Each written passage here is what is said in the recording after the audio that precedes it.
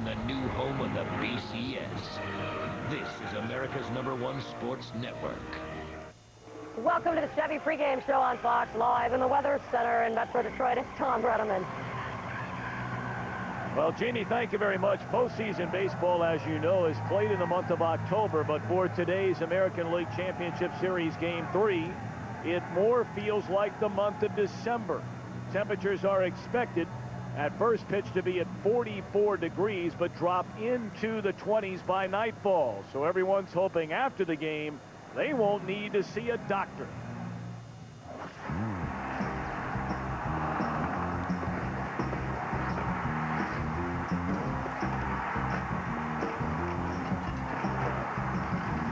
I don't need no doctor, 'cause I know what ails me. Oh, I don't need no doctor, no, 'cause I know what ails me. Been too long away from my baby. Now I'm coming down with misery.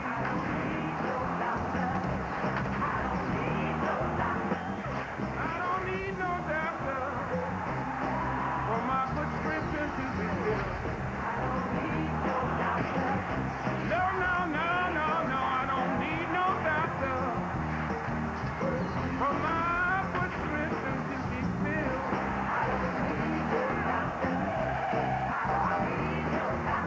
Only my baby's arm could ever take away this thrill.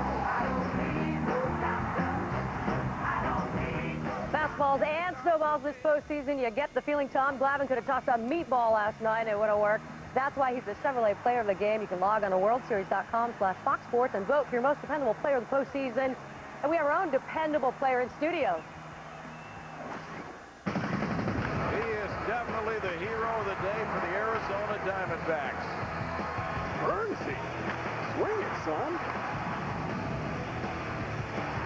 Eric Burns made a tremendous catch. Oh, yeah, the weather outside is frightful. Inside, well, we don't want to rub it in, but we're burning up, right? A lot of plays on your name. I'm sure you're used to that. I'm Jeannie Zelasco. You know this guy, Kevin Kennedy, and Major Leaguer Eric Burns joining us. We enjoyed the highlights, and we like the highlights. You're known for your hair. First of all, thanks for having me, and, Right. and let's talk baseball now. It's not talking about the flow on top of my head. You're one of the most entertaining players in the game now. That's why we got to have you here. You know, a lot of energy. We love the hair. I told people last night the hair would show up, and you're here. And it's electric as promised, as was Tom Glavine last night. Hey, you know what? He was in the flow last night. You know, when he was with Atlanta, you got Greg Maddux, you got John Smoltz, and you got Tommy as one of the big three. You know, in this series now, you know, you thought it was going to be Pedro, maybe El Duque. Tommy Glavine has become the guy. And 7 zeros last night, he was absolutely outstanding.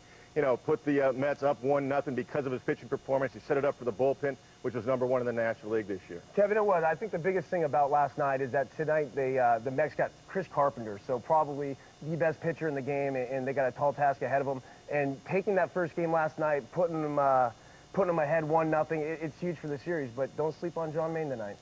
You spent some time with that guy. I did. Played with him in Baltimore. John Maine seems like a type of guy. He's got ice water running through his veins. He pitched real well in New York this year, and I think he's very capable. And I think if he goes out there and just pitches his game, puts him into the 5th inning, and turn it over to the Mets bullpen, and that's exactly how the Mets have won games all year. Well, that's what Willie Randolph does. I mean, that's what he did against the Dodgers, 4 1/3 innings. As soon as he got in trouble, he maintained that lead 2-1. He went to the right to that bullpen, Feliciano and Bradford. But on the flip side, what I like about the Cardinals, because of the rainout, Chris Carpenter was bumped up to Game 2. And I actually like a guy like this in Game 2 when you're down 0-1 rather than up 1-0, because he's the guy that's capable of sending it back to St. Louis tied 1-1. But I like what you say. You got some insight into John Maine.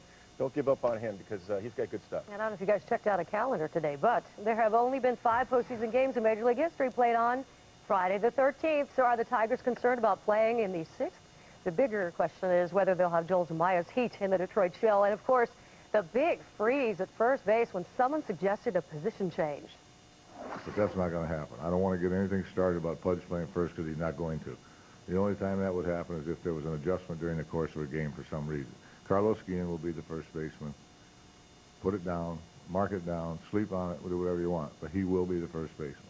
Message received, I sir. slept on it. Yes, you did. Sean Casey's sleeping on this, Well, too, that he agree- can't be a part of it. The mayor's out. The reason we're talking about this, he pulled a calf muscle. Take a look at this back leg right here. I mean, he's going to be out, I think, not only for this series, but for the World Series should they go there. So obviously you have to make adjustments. I like what Jimmy Leyland said. You got the best catcher in baseball behind the plate, Pudge Rodriguez. Calls a great game. He's improved upon that over the years. And you got to have your strength behind the plate. He knows the hitters, especially tonight with Kenny Rogers. This is the right move. Yeah, of course, the A's have their own aches and pains. They lost their second baseman in the divisional series. Yeah, not only did they lose their second baseman, Mark Ellis, Bobby Crosby's been out most of the years. So, you know, Mark Ellis There's is history right here. yeah, it's a huge loss right there. Mark Ellis, he's probably as good as the second baseman there is in the American League. When he gets going offensively with the bat, he's huge. D'Angelo Jimenez, his backup, is very capable, though. Look out for him. And Bobby's been out all year, really. Back You know, problems. He has. A lot of people expected a lot of things out of him this year. I know it's been a real disappointing season for him, but Marco Scudero has really stepped up in his play. So look for Scudero to hopefully get going again and really continue to help the A's defensively. And he had some real big hits in that divisional series. It's really usually one of those peripheral guys that steps up big anyway. You know, we could talk about Frank Thomas and Milton Bradley, but it's a guy like Scudero. It might be the guy that wins the game tonight with a double in the gap with the bases loaded. And we will talk about Frank Thomas and Milton Bradley in just a moment. We are focused on Crosby's spine, but the entire A's team has its back against the wall. It's the stat Kevin Kennedy lives for since the advent. Plug your ears. La, la, la, la, la, la. Since the best of 7 series in 1985, 13 of the 16 teams in the LCS that have taken the 2-zip lead have won in advance to the World Series. The last time a team rallied from 2-zip deficit to win an LCS was 2004, when, of course, the Red Sox took care of the Yankees. All right, we got that out of the way. That's great historical information, Hey, good for Jeannie. you. But you know Hey, what? The Greg, players get it make out it of my happen face. on the field if they step up. And you know what? It's been a good game plan against Frank Thomas so far in the postseason by the Tigers. But you know what? This guy hit 41 home runs. If he gets a mistake, he's going to hit you out of the ballpark. But, you know, they've been powering him with fastballs up and then flipping that curveball that Verlander throws. And you've got to look fastball the other day with men on base, and all of a sudden he gets a curveball. He swings that at first pitch. But Frank Thomas is going to the Hall of Fame, and I think he's going to step up and have some big at-bats today. All right, with a name like Milton Bradley, who's a guy who's obviously a gamer, but can you believe he's the most prolific A's hitter in the LCS right now? Milton Bradley's a confidence guy, and right now his confidence is rolling. I think the biggest thing for Milton Bradley is just ride the wave and keep believing he is the man, because when he gets going, he's really good. And also, you know, if he starts struggling a little bit, like he did in that first series against Minnesota, he could also be bad. So I think Nick Swisher's another key component to the A's lineup. Yeah. If they're going to have success, 35 home runs, 95 runs driven in, he needs to step up as well. Yeah, and you know, Milton Bradley's a 5-tool player, and I know he's had some issues in the past with Cleveland and the Dodgers, but I've talked to a lot of the A's players this year. I've talked to Billy Beane about it. He's fit right into that clubhouse, and Nick Swisher loves him. Mark Kotze loves him, and he's got a lot of support from his teammates. And, you know, Milton's had a great series so far. Yeah, it seems he's left that 6th tool behind. He's behaving and Right. he's staying focused on the field. All right, still ahead, the Tigers are ready to deal. But what will the gambler Kenny Rogers do for an encore? And it's Friday the 13th in baseball's winter wonderland. Oh, yeah, anything can happen. Now is our time. This is why we play the game. You can't script October. That's right. Momentum can turn on one pitch. We waited all year for this. It's playoff baseball. The dream continues. Playoff baseball next on Fox. On Fox, take it away, Jeff.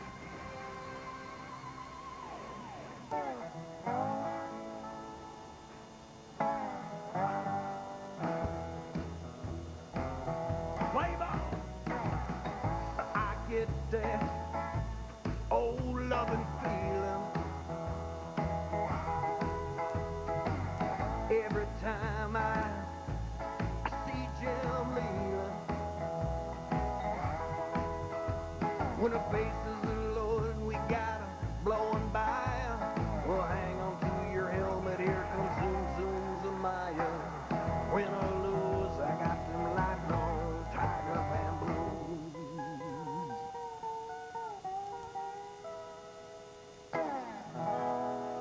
Go get 'em, Tigers.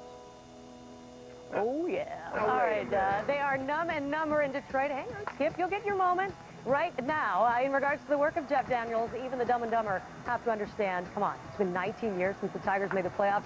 22 years since they won a round. Everyone's gone a little bit stir-crazy. A little bit wild. Dumb and Dumber. Was that a movie? One of the best movies ever. You know, the A's aren't going to put up with that. They can counter. Barry Zito, you know, he can sing and play guitar and all that, can't he? I was impressed by Jeff Daniels, Z. I'm going to taking Jeff over Barry. I apologize to Barry, but Z, I think I like Jeff. You can check out his website. He updates the lyrics to go with the ebb and flow of the Tigers. Updated version coming soon, as well as we're waiting for the return trip to the mound for Mr. Rogers. What can he possibly do for an encore, pitching as if it was the last game of his career? 41-year-old Kenny Rogers shut down the Yankees a week ago tonight. I've never heard this Kenny sing country western, but I've seen him pitch a perfect game for me back in 1994, and I've said this a few times already in the postseason.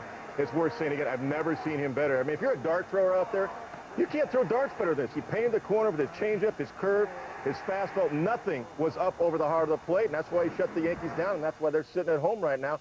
And Eric Burns has faced this guy. I think he shut the Yankees down because the Yankees didn't have Eric Burns in their lineup. Well, I was going to say, Eric doesn't even know how he's just to us before the show. What did I do against him? What did you do again? Sir, I've run out of pieces of paper to write down your stats. You own this guy. What's the book on Kenny Rogers? I've gotten lucky. That's it. The bottom line is with Kenny Rogers, you really want to get the ball up into the zone. He's so deceptive, and he has the ability to throw the pitch, and it makes you think as a hitter that it's going to be a strike, and then bam, it disappears. He's got a good sinking fastball. He's got a cutter who'll ride it in your hands. He's got a good changeup that's going to fade away. So it's going to be up to the A's right-handed hitters today to really step up. Let's take a moment and just bask in the glow of your work. 381, not too bad. 4 RBIs. Only Dude, I just got lucky. I don't think so. I'm not buying it. You just go see it and hit it, huh, Eric? Is that it?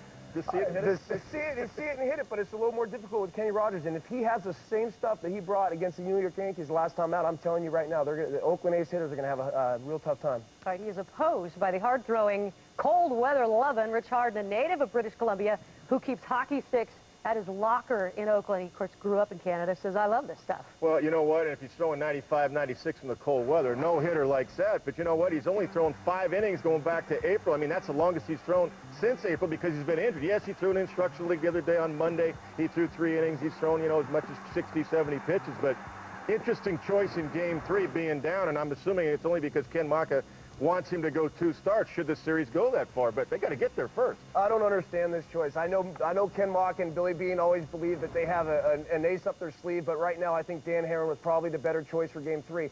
Now they're sitting there probably watching this thinking I'm crazy, and I am a little bit crazy, but for me, Dan Herron's a more reliable pitcher. He's a guy that's been with you all year, so this choice doesn't make a whole lot of sense. I don't really like the matchup. You got Kenny Rogers, who went out there last time, threw the best game of his entire career outside of maybe that perfect game, and then you got Rich Harden, who gave it up the other day in instructional league. Matchup for me, it's probably got to favor the Tigers. But when he's on, he does have #1 stuff, and I'm assuming that's what they're hoping he comes out with tonight, especially in the cold weather. All right, well, at this time of year, you have to be ready for anything, right? That is Chris Carpenter's approach on the field, and it should be the same for any manager not involved in the postseason, according to Ken Rosenthal. Ginny, Lou Piniella's agent said today that Lou is no longer a candidate for the Giants' managerial vacancy.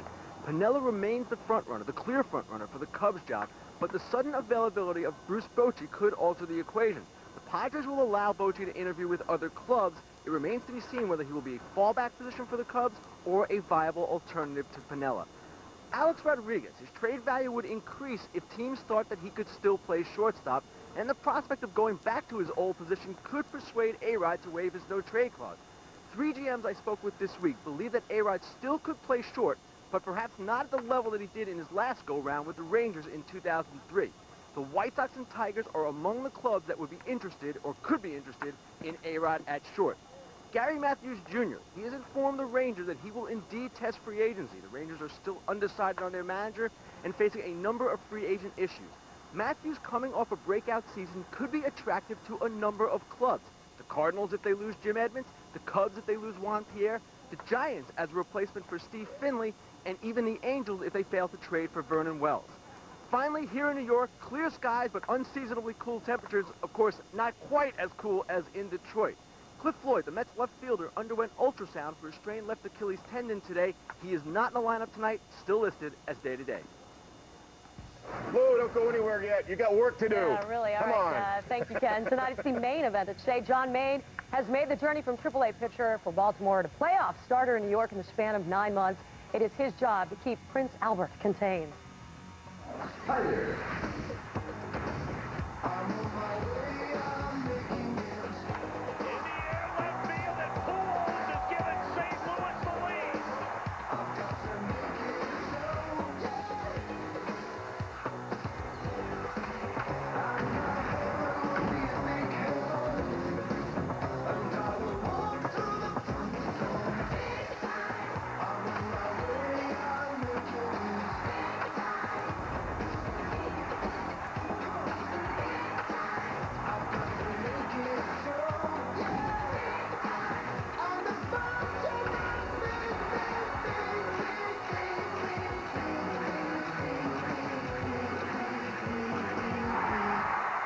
And we've seen him go big time. He's a game turner. He had the first 2 games of the postseason, game-winning hits, but he's been 0 for 10 with 4 Ks since, Kevin. Not a big deal. I mean, you're going to pitch around this guy. You know, and Woody Williams did the right thing the other day when the Padres were playing the St. Louis Cardinals. He pitched around Pujols. He drew a walk. So it's up to guys behind him to get the big hit. And Encarnacion hit the triple. So even though Albert was 0 for 10, he's still dangerous if he does that, if he lets the game come to him. If they want to walk him, it's going to be up to the guy behind him that has to do the job. Kevin, he is dangerous, but the bottom line is, I don't care who's hitting behind him. They're not going to pitch Albert Pujols. He's one of the greatest hitters to ever play in this game. So, really, he's got to be patient. There's so many times I know that you can put yourself in a slump by swinging at balls. I've done it pretty much throughout the course of my whole career. Except against Kenny Rogers. Well, every now and then we get lucky. I told you that, Jeannie. So I think the bottom line for Albert is just, look, if they're going to give you your walks, you got to take your walks. And one thing about Albert, too, I mean, he's good enough to foul off those pitches off the plate just so he gets another pitch. And, you know, the smart pitchers, they're going to walk him like Tommy Glavine, or they're going to pitch away from him. We'll see what the young guy does today. You know, he's faced it throughout the whole season, whether or not they're going to pitch to him or not. But it's really been increased in the postseason. Does that start to mess with your mind a little bit? You know you're going up there, you're maybe not going to get anything to hit at all. Yeah, but, you know, I'm usually the guy that pitchers want to go right at. Very good. So I think, you know, the bottom line, he's got to be patient, and he's facing a pitcher tonight, John Maine, that he's had success against. So I think that's big. I think he's got a 2 for 3, a couple homers. So, you know, really, who in the league has Albert Pujols not had success against? Yeah, he's so quiet at the plate, though, too, Jeannie, that, you know, when they make a mistake, he'll be ready for it because he doesn't jump at the ball. He's got great eyesight. He stays back well. He'll be fine. Don't worry about his 0 for 10. Let's go back to the ALCS and decide if Oakland's going to show up tonight. I think they're going to show up. I know the momentum's all on Detroit's side. You know, it's funny, before the season ended there, oh, the Tigers are done. You know, they lost the last 5. A's are going to show up today. I think somebody like Scooter or somebody like that's going to get the big hit. Yeah, it's cold, and, you know, if Harden's got his good stuff. The thing is, like we're talking about, it is probably going to be a bullpen game, especially for the Oakland A's, because Harden, like I said, the longest he's gone all season was back in April. That's 5 innings. So, and I don't know what you can expect out of him tonight. Kevin, Jeannie, love my former teammates. Love you guys. Uh-oh. hate the matchup today. Absolutely hate the matchup. Yeah, like I said earlier, right now you got Kenny Rogers coming off his best performance, possibly of his career, and you have Rich Harden, who gave it up in the Instruction League the other day. The matchup does not favor the Oakland Athletics. Yet, Billy B and Ken Baca, they usually always have an ace in the hole, so look for these guys to, you know, come out like they know what they're doing and pitching Rich Harden tonight. But remember, the Game 3 starter goes Game 7, so we might have this same problem all over again. Real quick, does Oakland win 1 in this series? It's going to be tough. Today's got to be the one, but I don't like the matchup. I think they get one. You guys can wrestle that one for a while. We've got to get you out to the postseason. Do not attempt to adjust your monitor. This is postseason baseball, by the way. Who is that masked man? On a Friday the 13th, it seems appropriate. The A's, the Tigers, Game 3 of the ALCS is next on Fox.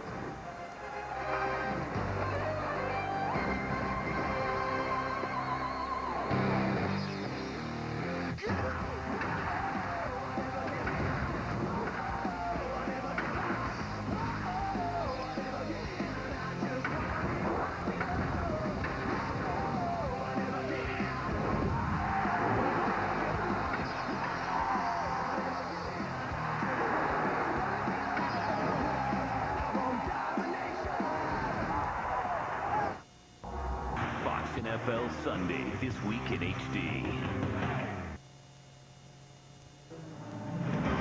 Welcome to the Motor City, Detroit, Michigan, where a sellout crowd at Comerica Park is bundled up. Game time temperature in the low 40s, and with the wind chill, by nightfall we could be down in the teens. This is Game 3 of the American League Championship Series between the Oakland Athletics and the Detroit Tigers. The A's trail 2 games to none. And a pleasant good afternoon to you. I'm Tom Brenneman. Welcome to postseason baseball on Fox. As you know, the A's are trying to do something that's never been done in League Championship Series before. Lose the first 2 games at home and come back to win the series. Lou Piniella, if you're Ken Muck and the Athletics, what has to change right now for that to happen? The starting pitching. It's carried Oakland all year long. So far in games 1 and 2, it's been non-existent. Today, the onus is on a young pitcher, Rich Harden. He's got great stuff, but he's had some elbow problems. We'll see how he responds today. Harden's only made 9 starts the entire regular season due to the elbow troubles. He's 4-0, and they've won every game he started.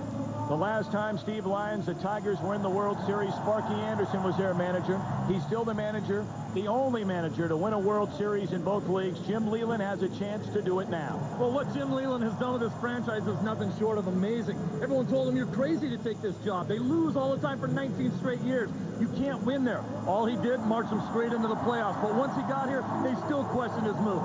Kenny Rogers beating the Yankees. You can't throw Kenny Rogers against the Yankees. Hadn't beat him in 13 years. Tonight's lineup, he's got 2 guys making their very first postseason start. Ramon Santiago and Omar Infante. One for his glove, one for his bat. Question his reasons. You can't argue his results. Everything that Jimmy Leyland has touched so far in this postseason has turned to gold. This is the biggest game played in this city since that magical ride in 1984. The Tigers are 2 wins away from the World Series. Game 3 is coming up next.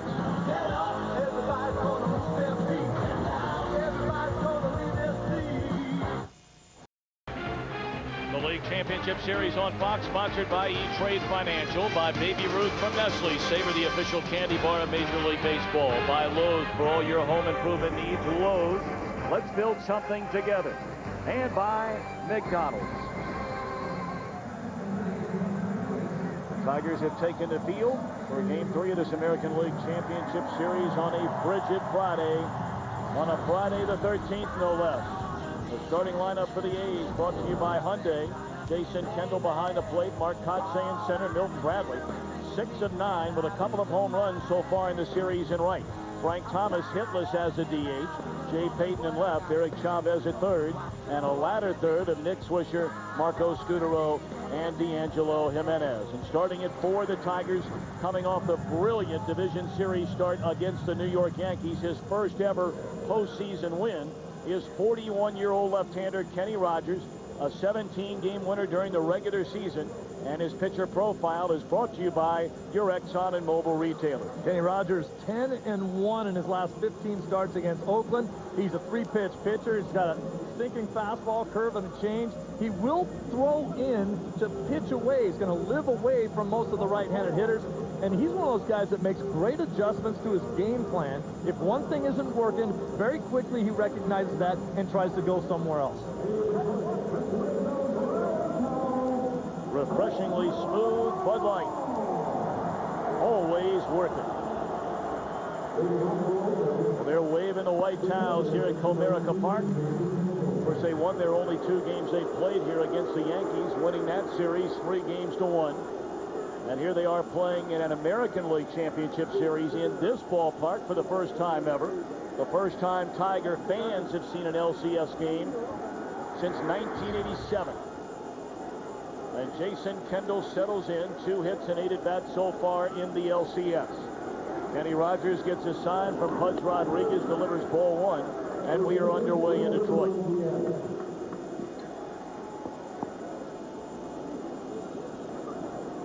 Rogers in that outing against the New York Yankees, 7 2/3 innings, 5 hits, no runs. He walked only 2 and struck out 8. Look for a lot of change-ups, a lot of backdoor breaking balls to the right-handers. 2-0 delivery is in there, strike. Rogers 1-3 in the postseason in his career, and that victory his last start, as we mentioned, against New York. An earned run average of nearly 6.5 in 10 games, 6 of them starts. On the ground, deep in the hole, it's short, and Kendall starts things for Oakland with an infield hit. Let's take a look at the Tigers defensively. Greg Monroe in left field, Curtis Granderson in center, Maglio Ordonez in right. The big change at short, Ramon Santiago starts there. Polanco joins him in the middle infield. Inge and Ian on the corners after the injury in game 1 to Sean Casey. And Rogers, a 4-time Gold Glove winner on the mound. He's also the possessor of the best pickoff move in Major League Baseball.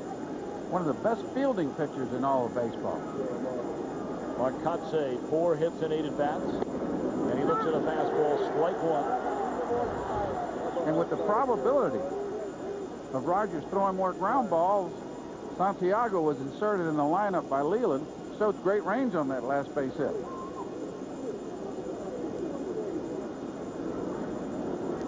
Kotsay had 3 hits in game 2, including a pair of doubles. A breaking ball sweeps away from him. 1 ball and 1 strike. Kotsay, not only the 3 hits in game 2, was on base 4 times and scored 2 runs.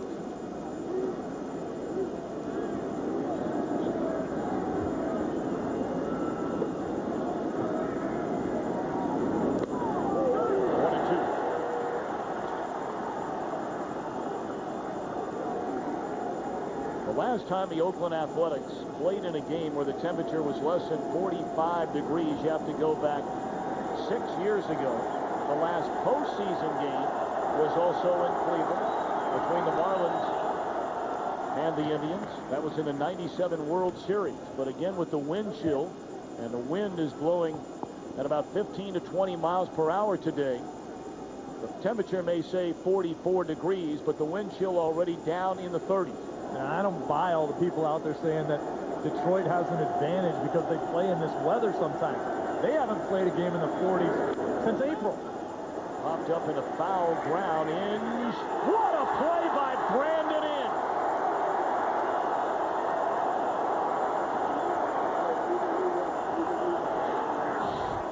Watch this. He doesn't even care that there's a wall in his way. He's going for the ball, total concentration, little snow cone. Ball almost pops out of there. Maybe the fan helped him keep the ball in his glove. Well, he got lucky that the fan kept him on the field, because if you catch that ball on the field and go into the stands, the base runner advances the base. So there's a helping hand by a Detroit fan already here early in the ball game. Push him back out there. That's it. And by the way, that snow cone wouldn't have melted today. Straight away center field off the bat of Milton Bradley. Anderson thought it was hit well. It was hit off the end of the bat. And Bradley, who has 6 home runs in his first 9 at-bats, is out on the first pitch from Rogers, 2 away.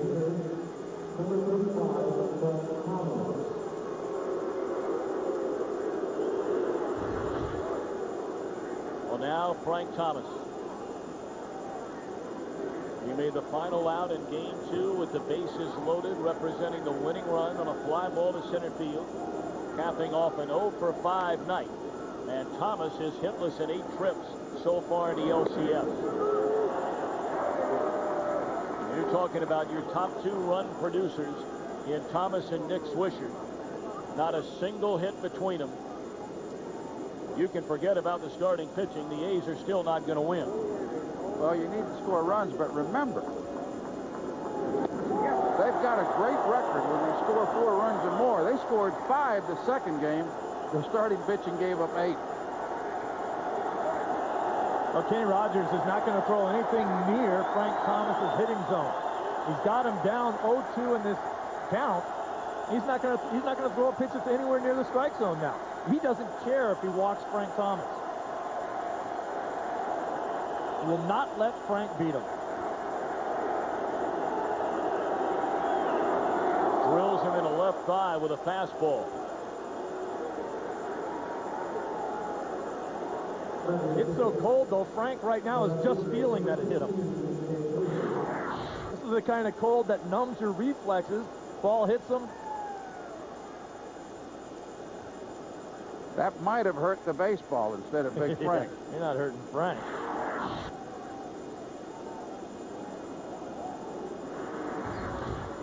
That brings Jay Payton to the plate. 3 hits and 8 at-bats. Steve Payton's postseason numbers very good. 7 of 22 with an RBI, and the A's with a scoring chance here in the opening inning. An infield hit by Kendall. 2 outs later, Thomas hit with an 0-2 pitch, and here's Payton. Down strike 1. Payton got a little anxious there. Runners in scoring position. That's because they've been so bad with runners in scoring position. It seems like every guy that comes up there with an opportunity to drive a run in may feel the pressure of their past performance. Now, the A's did go 3 for 8 with runners in scoring position in Game 2, which lifted their average in this postseason to 140. On the ground to Brandon Inge. A couple of nice plays, including one of the spectacular variety by Inge.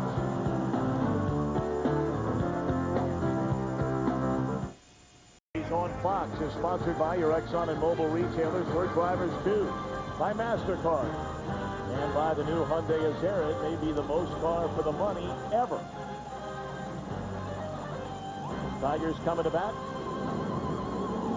And let's take a look at Jim Leland starting lineup, brought to you by Hyundai. It'll be Granderson in center, Craig Monroe in left, Placido Polanco at second, Ordonez in right, Carlos Guillen at first, Pudge Rodriguez catching, Omar Infante, his first start of the series as the DH. Brandon Inge is at third, and also the first start in this postseason for Ramon Santiago. And on the mound is young Rich Harden, a native Canadian from Victoria, British Columbia. Made only 9 starts during the year in his pitching profile, brought to you by your Exxon and Mobil retailer. As you talked about before, Tommy, all those 9 starts, they won every one of those games. He's got a great changeup. He had those previous control problems, and extension is the key for him. 2 reasons. Extension as far as his delivery is concerned, and throwing into the 6th or 7th inning, maybe given that bullpen that's been a little overworked, a couple guys unavailable. Duke Shirt probably will not throw in this game.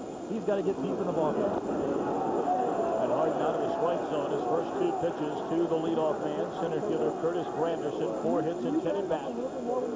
When Harden is healthy, there are people in the American League that will tell you he is the best pitcher in the American League. He has unbelievable stuff. But he had 2 stints on the disabled list, and that's really been his MO since coming to the major leagues. He only made 22 starts last year, did make 31 the year before that. But he's been on the disabled list every season the last 3 years. And a 4-pitch walk starts the game. He made a start in instructional league because he didn't get the pitch in the divisional series, and he walked 6 guys in that start.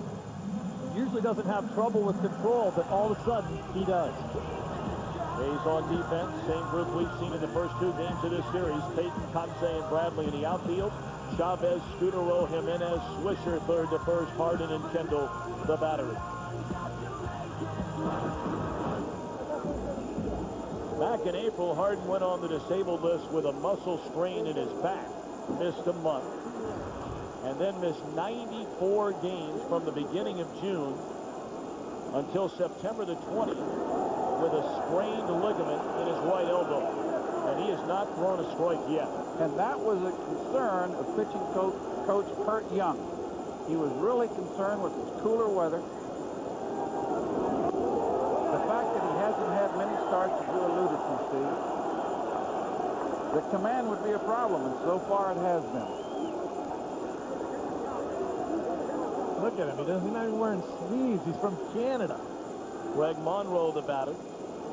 2 hits and 7 at-bats with a couple of runs batted in. Moreno. Mercy, mercy, mercy. That pitch there was called down in the strike zone by Darrell Cousins. When a pitcher is struggling, the umpires won't expand that strike zone.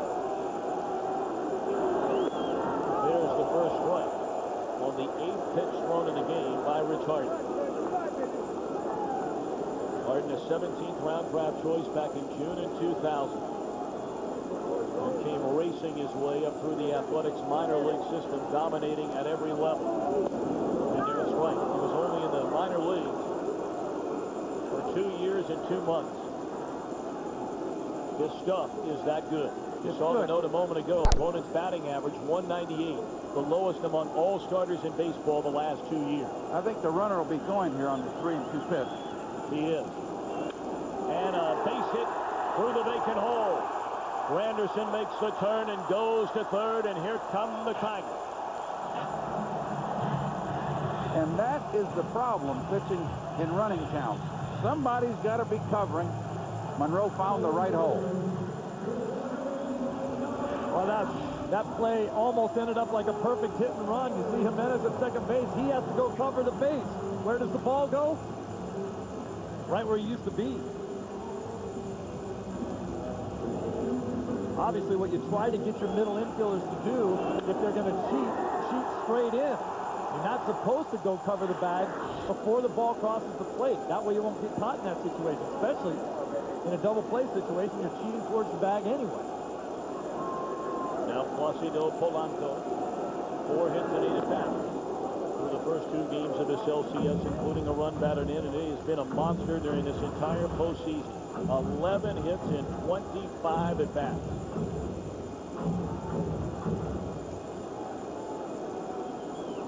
You can see that Placido doesn't like that cold weather too much. He's got that hood under that batting helmet. What is that?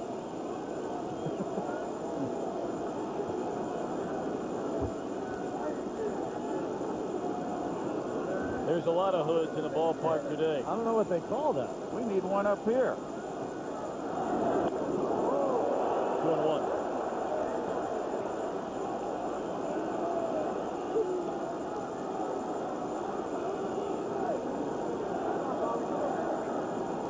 Boy, this was Oakland's worst nightmare, to have this young guy on the mound, Harden, struggling with command. Base hit into right center field. Scoring is Granderson. Monroe makes a turn and goes to third. It's 1-0 Tigers. Polanco delivers again. Boy, this guy can just flat out hit. You look at the turnaround in this organization, you can point to a lot of players, but the heart and soul of this offense is this guy right here. Watch the swing, good concentration, likes to go the other way. That's a good pitch to hit, but he works himself into counts where he gets good pitches to hit.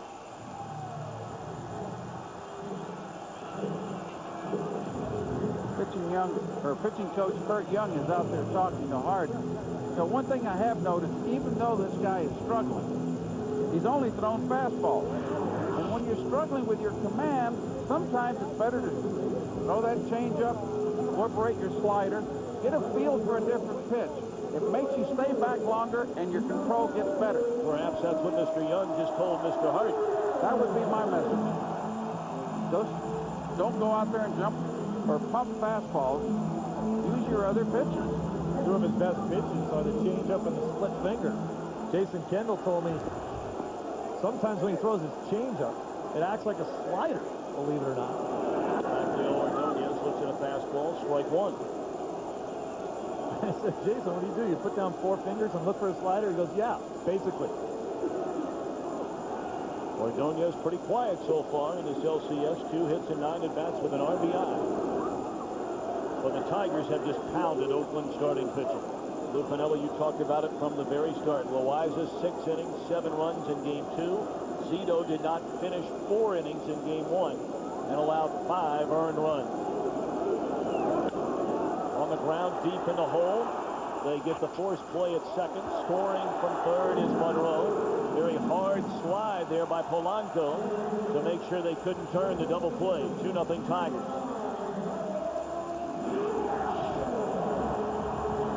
Well, Jimenez might be a little bit upset that he was taken out on this play because he had no intention of throwing the ball. But Polanco doesn't know that. You got to go after him.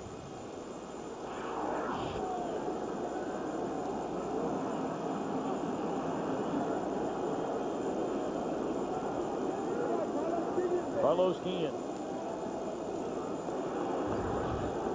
10 for 23 in his postseason, 2 for 9 in the league championship series. 2 in, 1 on, 1 out, strike 1.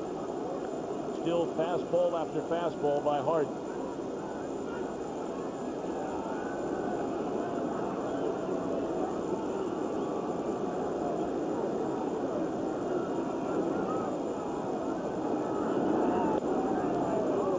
There's an off-speed pitch and just down and away, 1-1. When you start using that off-speed pitch incorporated, first of all, it makes it a little more difficult for the hitters, but just as important, it keeps the pitcher from overthrowing, Steve. Yeah. He had a .320 batter during the regular season. Rolls over that one foul. Hit 19 home runs, had 85 runs batted in, and safe to say that Guillen was Detroit's best all-around player this season. You know, a lot's been made about the weather. It is cold out there, but Harden, as we mentioned, is the only member of the A's out there who's not wearing sleeves. The pitcher will be the warmest guy in the ballpark. Guillen jumping all over that pitch and ran in on his hands and pulls it foul. The pitcher and the catcher are going to have the most movement throughout the day. Sometimes it's tough to get a little feel for your breaking stuff and your changeup, especially a split finger if you got to get it in between your fingers and they're cold. You know, this kid's from Canada. Shouldn't be all that cold. The weather should not affect the way he throws. On the ground, down to first. Swisher for the out there. Throw back to first. The covering Harden. The double play ends the inning, but not before the Tigers jump in front. 2-0. With Eric Chavez, Nick Swisher, and Marco Scutaro, the second inning. Detroit with a 2-0 lead. Our Fox sounds of the game with Eric Chavez. Am I a team player or what, honestly? Okay. We wore 2 of these in Minnesota, and I struck out 5 times in 2 games. Yeah. But we won. Yeah, keep it on, dude. I mean, am I a team player? Yeah. Great stuff. That is great stuff, but if he strikes out 5 times in these 2, they ain't gonna win.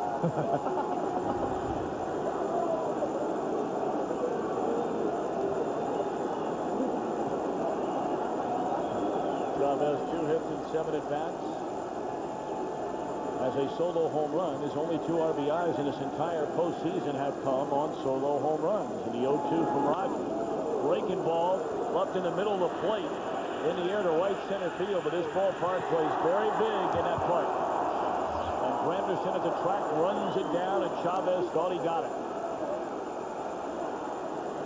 Well, this is the only ballpark in Major League Baseball that a home run hasn't been hit over the center field wall.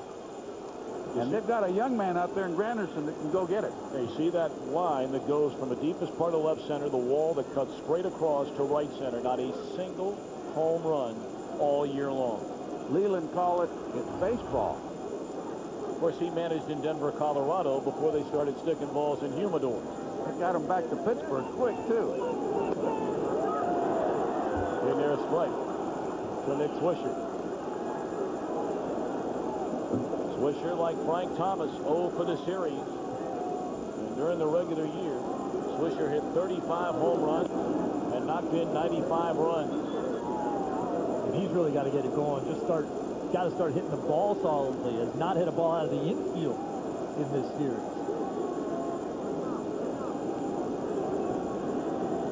1-1 to Swisher. He's in there, strike. Look at the trio of Thomas, Swisher. Now, Scutaro, they weren't counting on before the postseason began, but he knocked in 6 runs in the division series, and that trio without a single hit, and they struck out half the time. Well, Scutaro doesn't belong in that trio. Scutaro just your slick fielding shortstop hitting 8th in the lineup.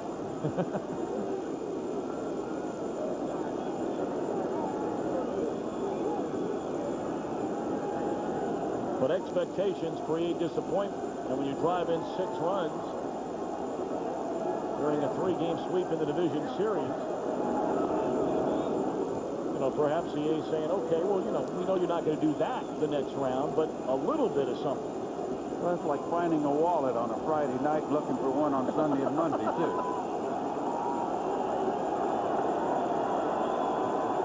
3-2 to Swisher.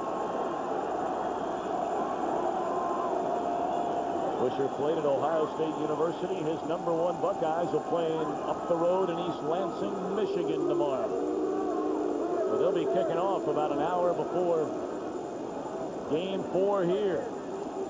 And the reason I mentioned that, it's hard to expect your 8th hitter to be one of your carriers consistently.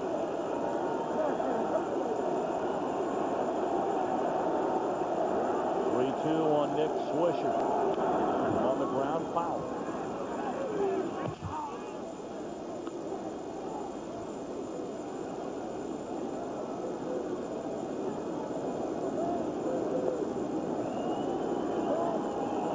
For those of you just joining us, maybe getting home from work on a Friday afternoon, first pitch temperature at 44, wind chill in the mid-30s, and falling quickly. Swisher draws a one-out walk. I'd like to welcome in the fourth member of our broadcast team again here today and say hello to Chris Myers. Hi, Chris. Hey, Tom, I have a really cool spot down here on the field. After batting practice, one of the A's players remarked, said, what about that global warming thing? But the players reacted in different ways. Eric Chavez is putting like a heating rub all over his body. Ivan Rodriguez said, I'm not a layer guy. Curtis Granderson said, you got to make up your mind whether you want to be warm or flexible enough to swing. The pitchers are worried about gripping the ball. But, Lou, it sounds like the hitters here, when it's colder, are more at a disadvantage. Well, the pitchers have a bigger advantage. If they can grip the ball and command the strike zone, it's much tougher with the hitters. You've got in the air right field, over to get it is Maglio Ordonez for the second out. Your eyes, they get watery. If the wind's blowing a little bit, creates a little bit more of a problem. You start squeezing them fast. You don't want to get jammed. You're out in front of all-speed pitches. It's just a tough assignment. And the right approach is to go to right center field with the ball, and Detroit did that very well in the first inning. A lot of first pitch swinging.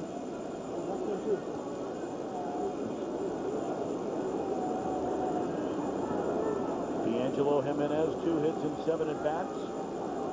He is playing in place of the injured Mark Ellis. We talked about that pickoff move for Kenny Rogers. Ranked as the best in Major League Baseball. Of course, those that saw the Yankees for a long time and that see the Houston Astros pretty regularly might say, well, what about Andy Pettitte? Chris Capuano, another lefty with an outstanding move. Well, Ian better be careful over there. He hasn't played first base all that long. He might get picked off himself. Yeah, you don't want to pick off your first baseman.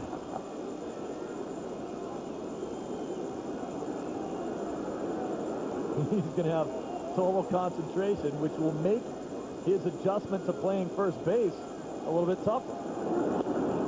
Ian only made 4 starts during the regular season at first. The last being on August the 31st, but then after the injury to Sean Casey in Game 1, Ian finished that game at first and then started and finished Game 2 at first. Rolled over foul. All right, our keys to Game 3, Mr. Piniella, brought to you by MasterCard. Well, for Oakland, Big Frank Thomas needs to get back being the big hurt. He carried Oakland the second half of the season against Minnesota in the divisional series. So far, he hasn't done much in this. Oakland needs his bat to get en fuego and el frio. Oh, little Espanol.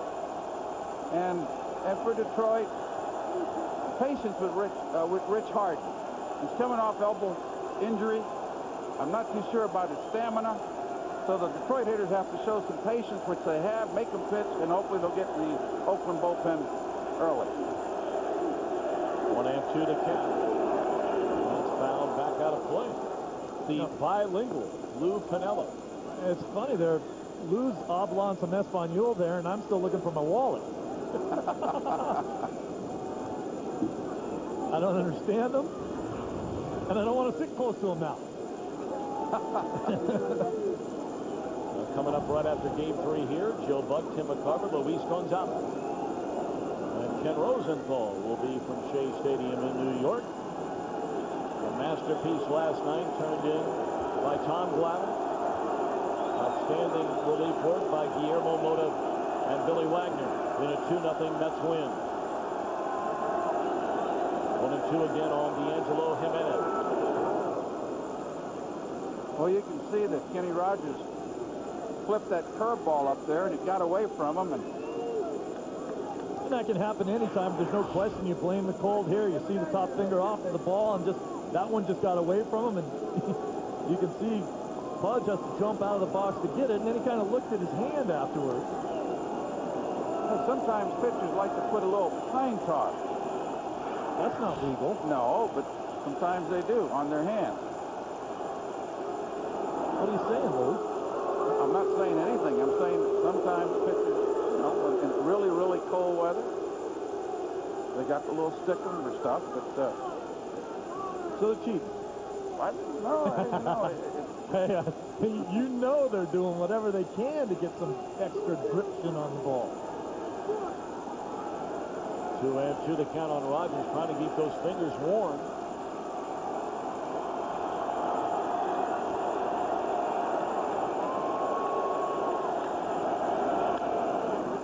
To the left side, Inge is there. The inning is over.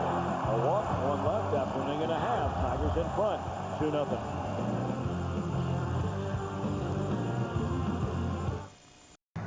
In downtown Detroit, Michigan, and the Tigers have jumped out to a 2-0 lead. Harden walked the first batter, a hit-and-run single by Monroe, put him on the corners. Polanco knocked in a run with a hit, a fielder's choice by Maglio Ordonez brought in the second run. But after that, Harden got the double play from Dean, and we'll see if he can settle in here in the second. Pudge Rodriguez down a strike. 2 hits and 8 at-bats, including a solo home run. And what a job Pudge has done with this young Detroit Tiger pitching staff.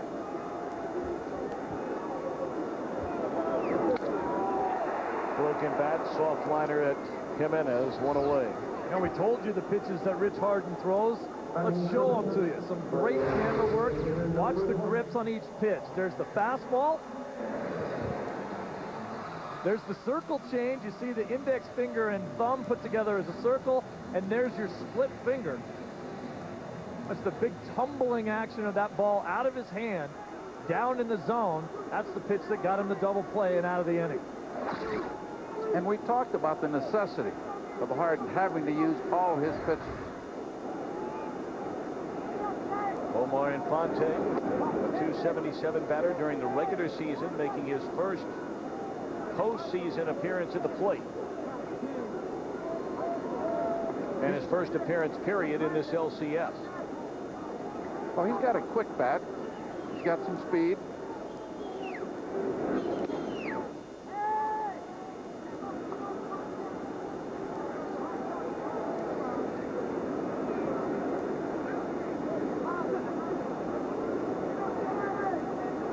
Infante, in his third full season at the big league level, was primarily the Tigers' utility infielder.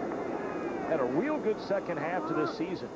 After Polanco went down, Infante had a lot of playing time, and in 44 games after the break, hit .293. 3 balls and a strike. Oh, what Jim Leland likes about this guy is that he is one of those guys that can be a utility player. He can sit on the bench for 9 straight days and pick up a bat and go get a couple hits. That is very difficult. Maybe the hardest thing to do in baseball is not play consistently and still be able to hit. Boy, it's so much easier in the National League to get those type of players in your lineup with the double switches and so forth. The bench plays a lot more in that league than it does in the American League. Players stay sharper on your bench, right? Yeah, and they come to the ballpark a little more prepared. They know they're not starting. They've got a chance to get in there. 3-2 the count on Omar Infante. And it's ball 4, the second walk issued by Rich Harden.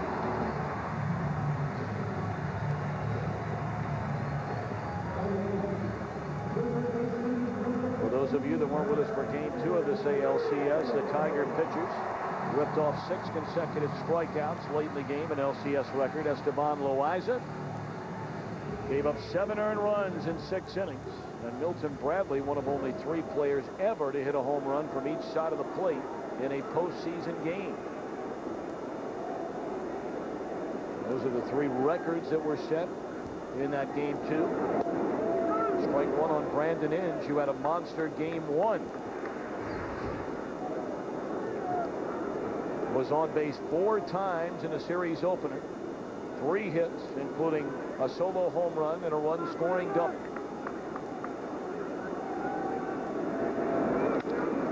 On the ground, they'll have to hurry. Turned by Jimenez, and not in time to get in. Very slowly hit ball, and Inge able to leg it out. Scudero, normally a second baseman, better second baseman than shortstop, but this is a smooth, quick turn by Scudero.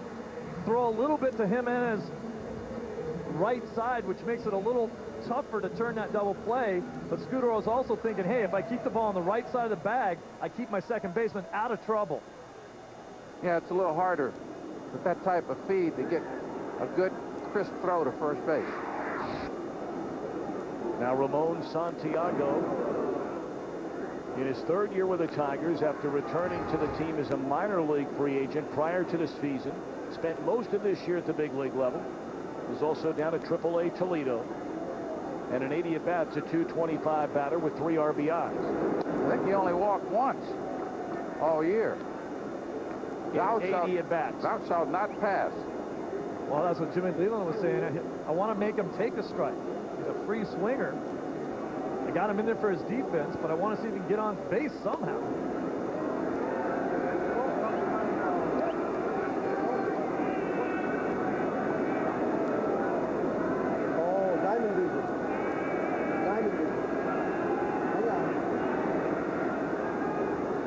One on, 2 out, 2 balls and a strike on Santiago. Martin a long look over and misses inside 3-1. And based on what you guys just talked about in our conversation with Jim Leland, perhaps even on a 3-1 count, would he ask Santiago to take a pitch to get Granderson to the plate?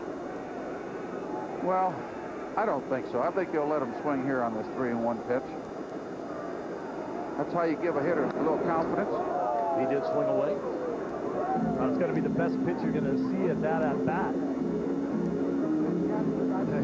He's in the lineup. He's in the playoffs. He's got to hack every once in a while. Yeah, if you don't let a guy swing 3-1, you might have him taking 3-2 also. That's a lot of confidence. 3-2 on Santiago. Runner goes, and it's ball 4 inside. Second walk of the inning, third walk in a game. Is the weather having an effect on this native Canadian? Well, like Steve, I grew up in it. I spent 6-7 years in Calgary. Where it was minus 30 Celsius, and spent a lot of time in Victoria, BC. And I mean, I grew up playing in that weather. Grew up playing hockey out in the pond. And that's something that I like. I feel energized in the cold weather. As long as I'm prepared, as long as I get loose before and stay loose in between innings, I should be fine. 2 walks here in the inning, and now Granderson led off the game with a walk and scored the first of 2 Tiger runs in the opening inning.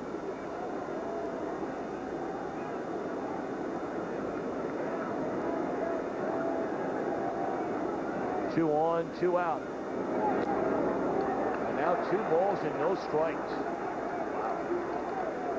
Well, that pitch count is getting up there very early in the ball game. 40 of them were the first 2 innings. Well, he threw 96 pitches in 5 innings in that start he made in instructional league just to get him some work. Walked 6 guys in that ball game. Does not have a history of control problems, but since the elbow issue, all of a sudden, he's not throwing strikes.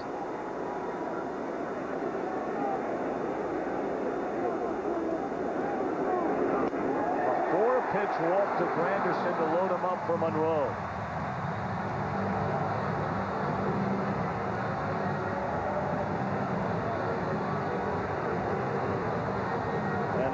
Kurt Young, the pitching coach, will come out and visit Rich Harden. But Tommy, this is one of the reasons, too, that Monroe's hitting number 2 in the lineup. Jim Leland told us that he occasionally hit him number 2 in the lineup. We've been more accustomed to seeing him hit in the back half of the order, 7th, 8th, or 9th. He said, I want to give him a chance to get maybe 1 extra at bat. He might hit a long ball in a crucial situation, and I would say right now would be one of those situations. Monroe had 2 hits, drove in 3 runs in game 2, was hitless in the opener, but during the regular season hit 28 home runs and knocked in 92 runs.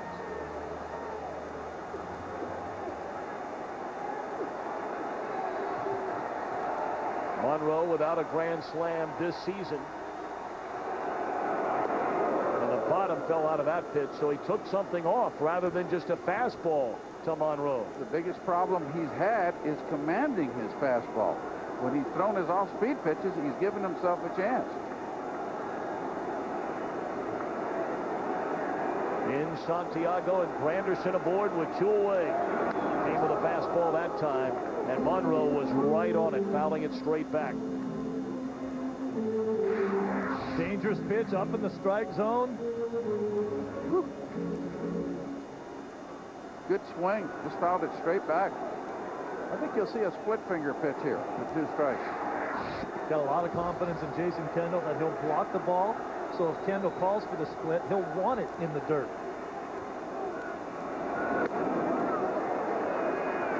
Threw a fastball up and away. He just really overthrew that ball. You see how far he fell off to the first base side. Usually pitching coach teach you to drive that shoulder right at the hitter. Well, there's that pitch he was trying to get Monroe to chase in the dirt. And now after getting ahead 0-2, the count is even at 2-2. Boy, what a big pitch is coming up right now. With all the control problems that Harden has had at the start of this game, the last thing he wants to do is go 3-2. And if I were Harden, I'd throw the split finger again, right on this count.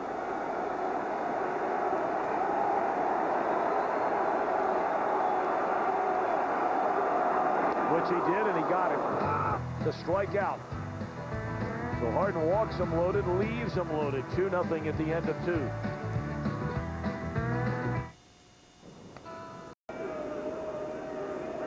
Tigers lead at the end of 2 in Game 3 of this American League Championship Series. On this Friday the 13th in the Motor City. 6th time, by the way, in postseason history. A game has been played on a Friday the 13th. And of course, the character from all those Halloween movies shares the same first name as the Oakland catcher, Jason. And he wears a mask, too. 0-1 delivery. Kendall showing butt, asking you shall receive a tale of 2 Jasons. Steve Lyons. Look at that. Maybe we should have had a shot with Kendall with his mask on.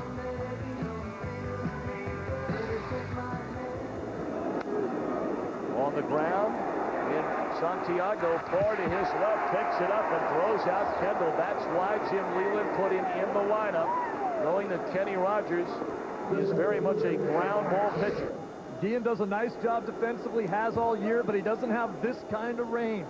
Santiago, one of the best, they say here. He doesn't get the opportunity to play and works very well with Pac-Man here. The bench coach, Rafael Belliard, who they called Pac-Man because he used to eat up everything. Patsy down a strike. He fouled out on that marvelous play made by Brandon Inge going into the first row of the stands in the opening inning. Of course, Belliard played for Jim Leland in Pittsburgh. Had all those great years with the Braves as well. Now they're calling Santiago Pac-Man. If he gets to it, you're out. That was Belliard and Sid Breen that both signed as free agents with the Atlanta Braves back in 1991. And that started a string of 14 consecutive divisional championships for the Atlanta Braves, which, of course, this season finally came to an end.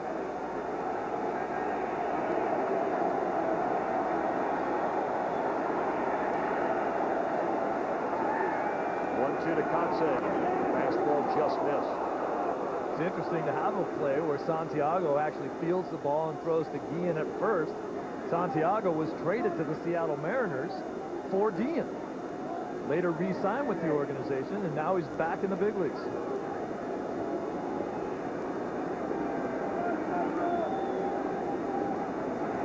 2-2 to Conce. Strike 3 called and Mark Miller. Must have been looking breaking ball. That's a fastball right down the can.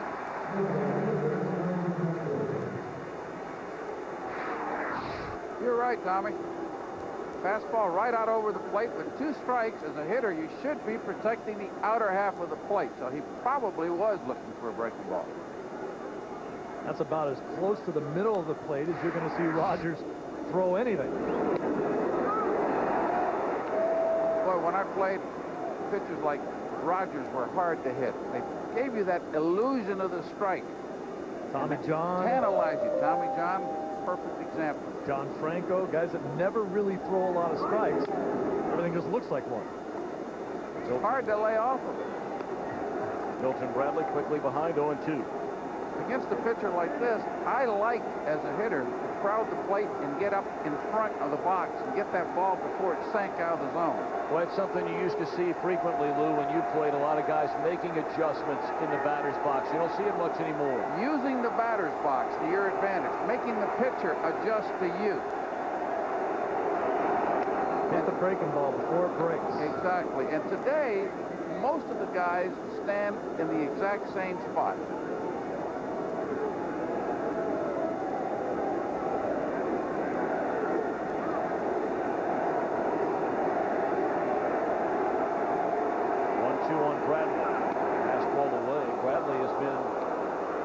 Shining star for the Athletics so far in this postseason.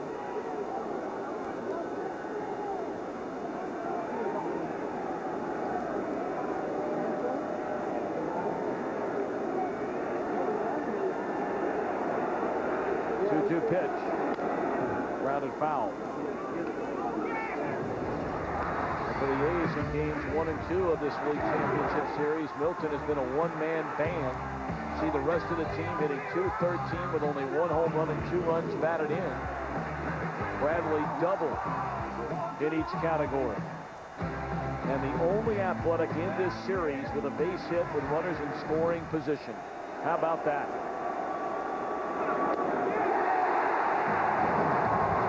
A 1-2-3 third for Kenny Rogers. Still 2-0 Tigers in game 3. Championship series, and the Tigers behind Kenny Rogers with a 2-0 lead. It'll be Polanco, Ordonez, and Guillen against Rich Harden here in the third.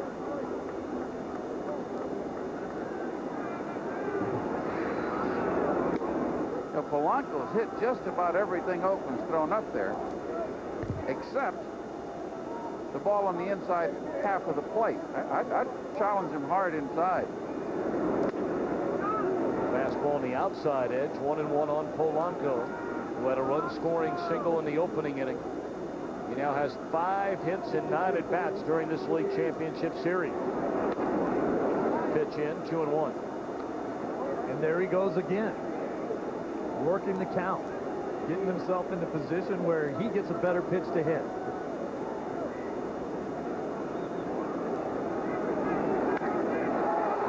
Down the left field line towards the corner, fair ball. Over to get it is Bradley, and Polanco with a 2-base hit to begin the Tigers' third. Getting it hard, but hit it in the right spot. Watch him from the side here. He gets out in front just a little bit. You see the top half starting to go with him there. He got fooled by that pitch, but because he's such a good opposite field hitter, this is kind of a lazy, loping fly ball down the left field line, but they're not playing him over there.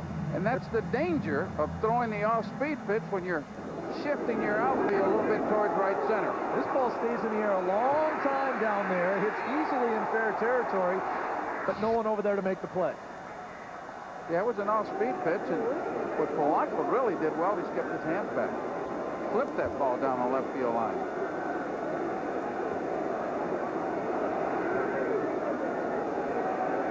Ordonez about it.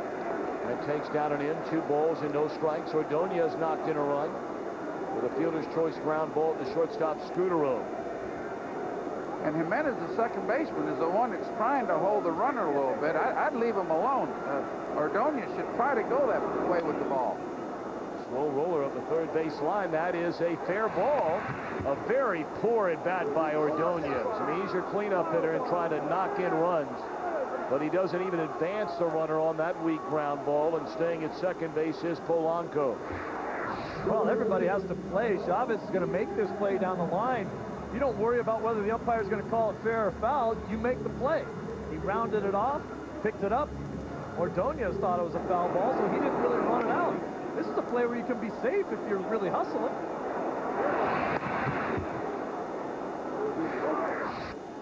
That ball just stayed fair. It hugged the line. Usually those balls have a tendency just to roll off in the foul territory. Now Guillen ended the first inning on a ground ball double play that started with Nick Swisher. Swing and a miss. Harden threw a fastball right by him. Told you Harden grew up in Victoria, British Columbia, Canada, playing mostly in the outfield during the summer leagues. You don't play a whole lot of high school baseball in Canada.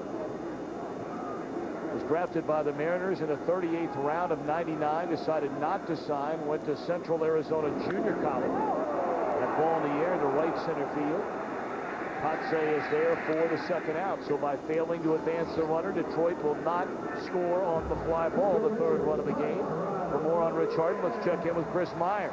Yeah, Tom, just about an hour before the game, the staff of the A's, they were considering having Harden wear a heated sleeve. It's a contraption that Larry Davis got a while ago. It's almost like an electric blanket that wraps around the pitcher's arm that has coils that keeps it warm. But that Hockey Canada mentality, Harden said he didn't need it, and he's out there trying to tough it out.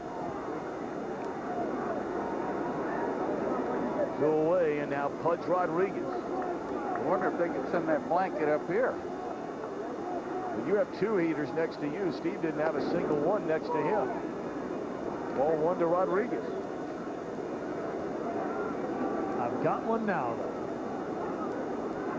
Toasty. Pudge, a .433 batter with runners in scoring position during his postseason career. That fastball just ate him out.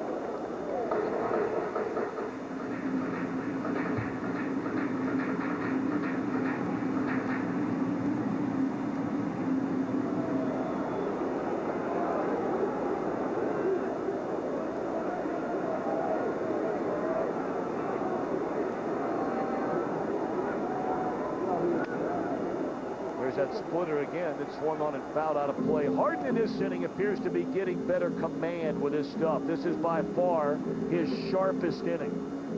He's using all his pitches more. With 2 strikes here, Rodriguez loves to go to right center field with the ball. Really a good 2-strike hitter. Polanco, the runner at second base, 2 away, 1-2 pitch. Like the breaking ball that stayed high. It's really been a struggle for Harden, which is uncharacteristic. Leads Major League Baseball in the first 3 innings of opponent's batting average. He gets a .148 against them in the first 3 innings. Not today. Strike 3-2. Rodriguez will end the inning. 1 man left. And big Frank Thomas looking to get off the schneid. 0 for 8 in this LCS. He'll start things in the Oakland 4th. Sponsored by Holiday Inn, the official hotel of Major League Baseball. By Best Buy, thousands of possibilities. Get yours. And by Chevy, baseball's #1 fan, Chevy, on American Revolution.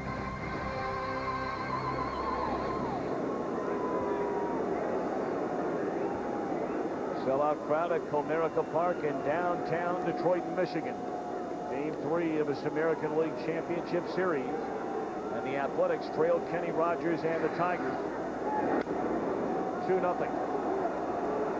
Well, on this at-bat with Frank Thomas, I don't think Kenny Rogers is just going to stand out there and pump him fastballs.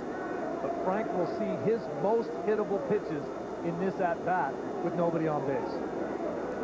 See great numbers in the career of Thomas against Kenny Rogers.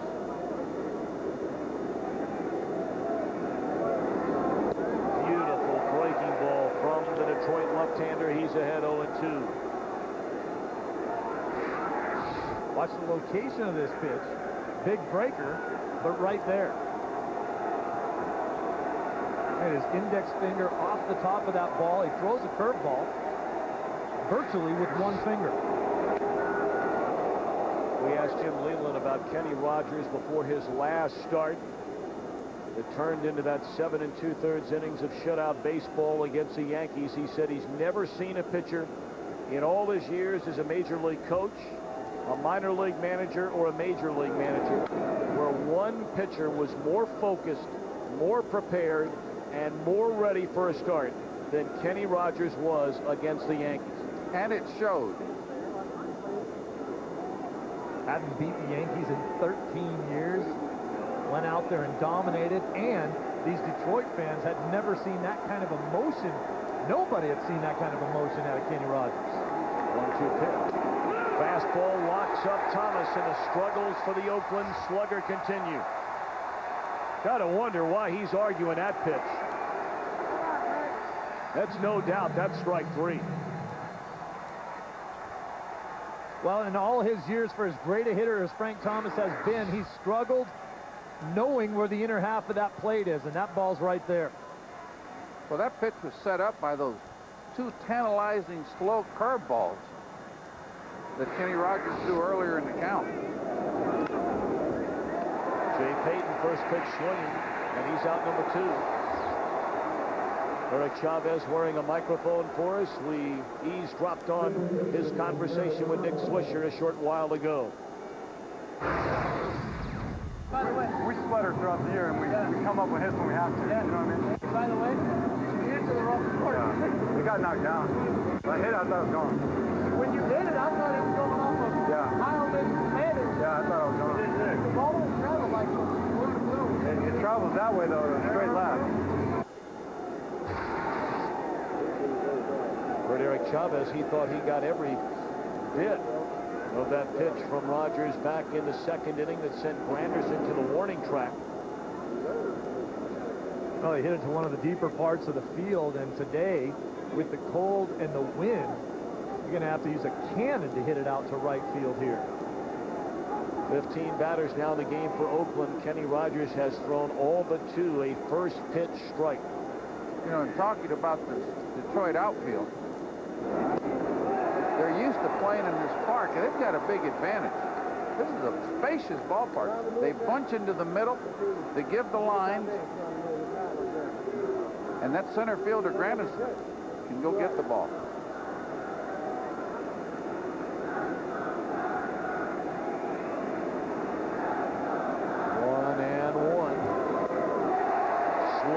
Breaking ball for strike 2. The underwhelming speed at 79 miles an hour. It's not the speed, it's the movement that gets you.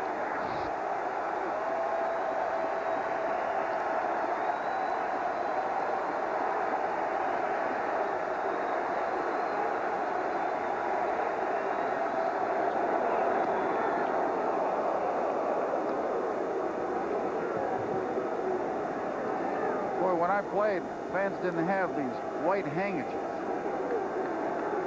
Well, they did. They just used to blow their nose with them at that point.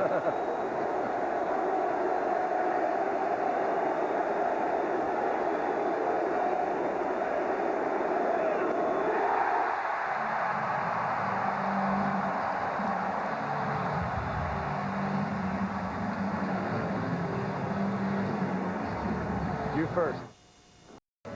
Rich Harden set for the bottom half of the 4th inning, game 3 of this American League Championship Series.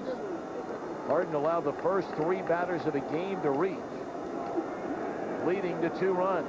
He walked the bases loaded in the second, allowed a leadoff double by Polanco down the left field line in the 3rd, but then retired Ordonez, Guillen, and Rodriguez, and appeared to be much sharper in that 3rd inning. Omar Infante, Brandon Inge, and Ramon Santiago here in the Tigers' 4th.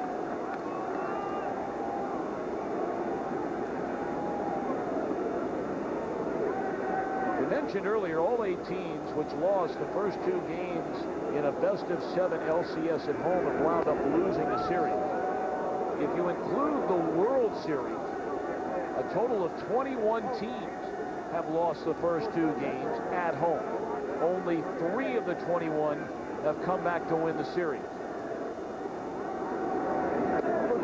The 85 Royals, the 86 Mets, and the 1996 New York Yankees, who lost the first 2 games at home to Atlanta and came back to win 4 in a row.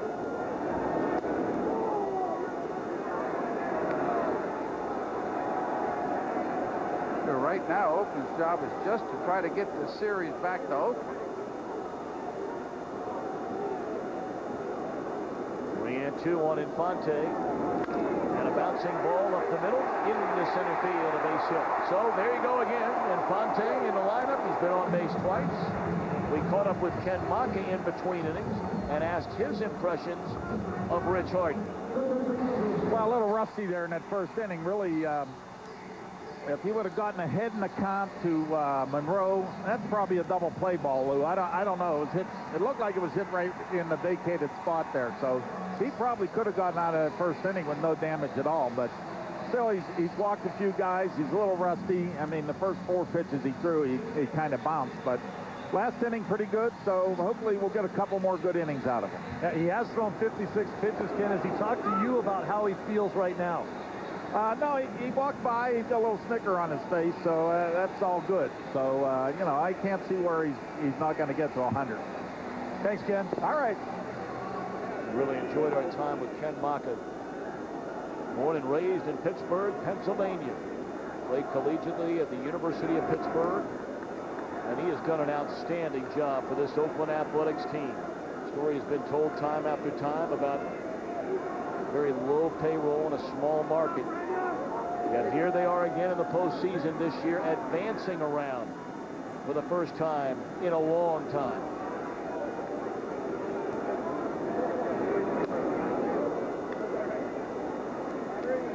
'70th pitch of the game by Harden. The fastball swung on and missed by Brandon Inge. 1-2. And Tom, how about the fact that Ken Maka almost didn't come back to manage this club this season?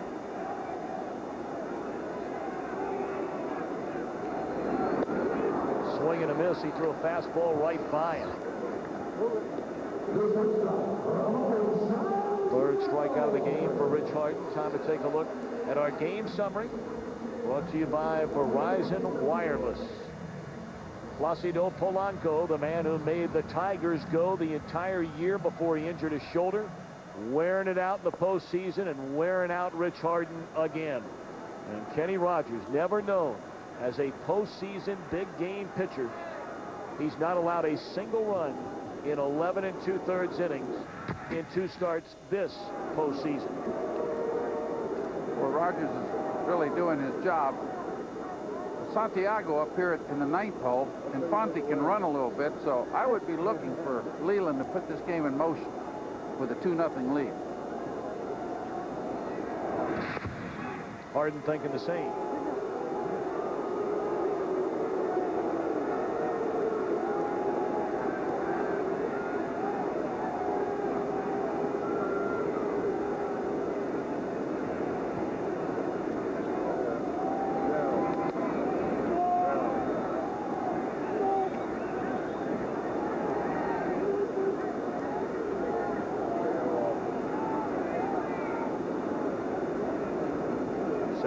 Pitches thus far by Harden. You heard Ken Maka say a moment ago they'd like to not go much further than 100. Well, at this pace, he's got about 5 innings in him.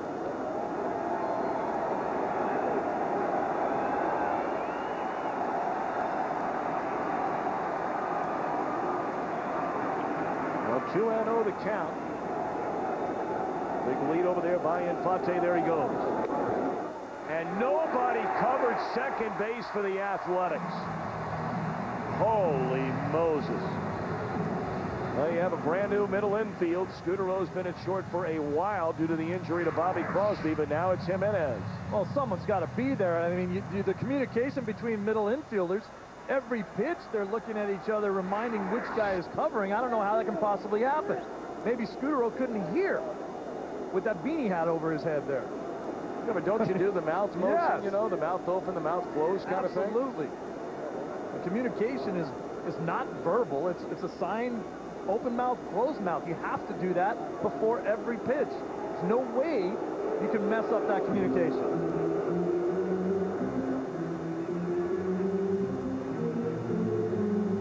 The reason why you have that communication is you're trying to figure out if they decide to hit and run. Sometimes the infielders will cross it up.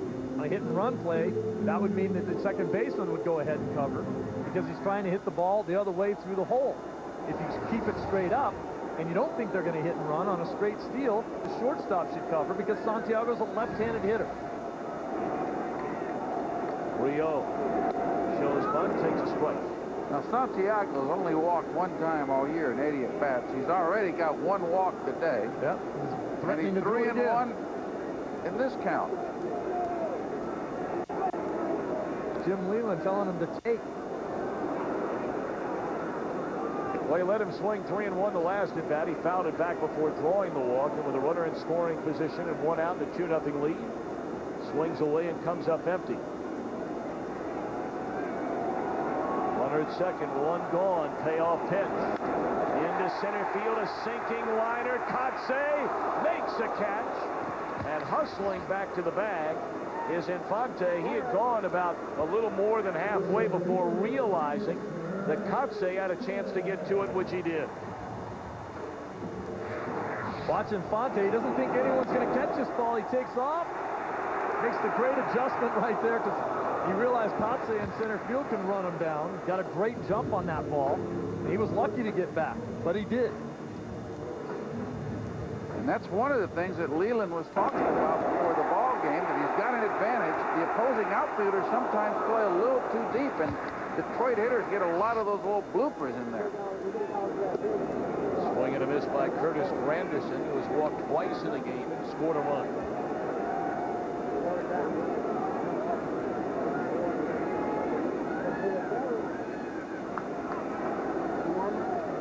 Oh, and 1 to Granderson. The fastball misses away. For the first time today, Ken Maka has his bullpen busy. Starter the entire year. Right-hander Joe Blanton cranking it up.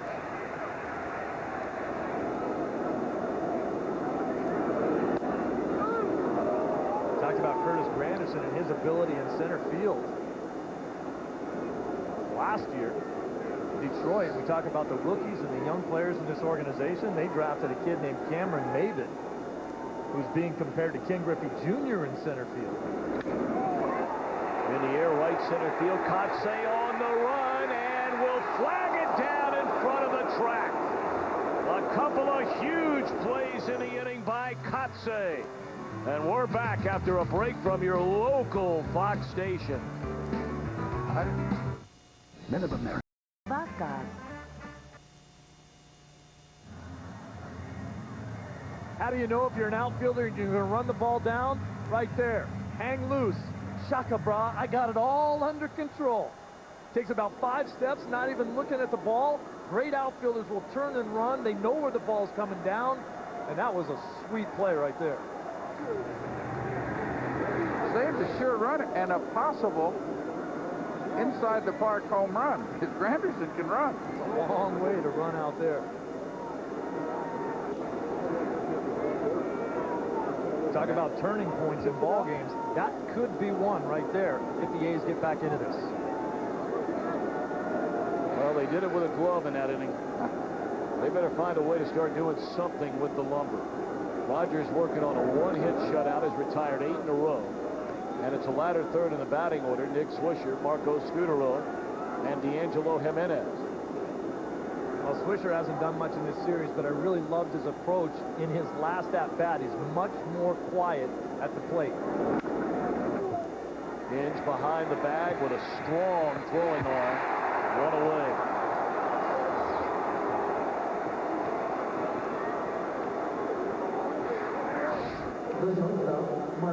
They talk about Inge being the most athletic third baseman in the league. That's picture perfect right there. Boy, third basemen that have good arms love to show it off, and you never get to show it off more than on a backhand play. Especially deep in the hole like that.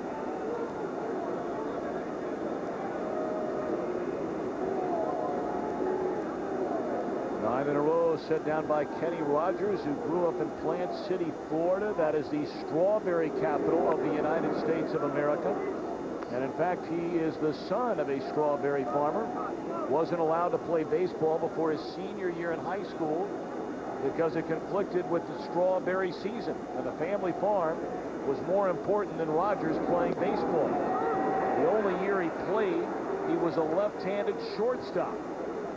So when the Rangers drafted him and turned him into a pitcher, he had no clue what to do out on the mound. And here he is 200-plus victories later. Started this year's All-Star game. Of course, he's thrown a perfect game. That was back on July the 28th, 1994. Pitching for the Rangers against the Angels. He probably went to Plant City High School. Their nickname, the Planters. Base hit into right field off the bat of Marco Scudero. He probably hates strawberries, too. That's only the second hit allowed by Kenny today. He had retired 9 in a row. So focused again for the start. Not the emotion thus far we saw in the Yankee outing, but we've seen it from time to time. It's still very early in this game. Struck out 4 hitters, 4 different sequences. Rogers has always had a problem with his temper. He would be the first to admit it. Even back his days as an Oakland Athletic, traded punches with a teammate, Jason McDonald, in 1999, destroyed phones and a bathroom paper dispenser coming out of a game in San Francisco. And then, of course, last year, everybody knows about getting tangled up with a television cameraman while playing for the Rangers, wound up suspended 20 games. There's a roller down to third. Can they turn two? The answer is yes.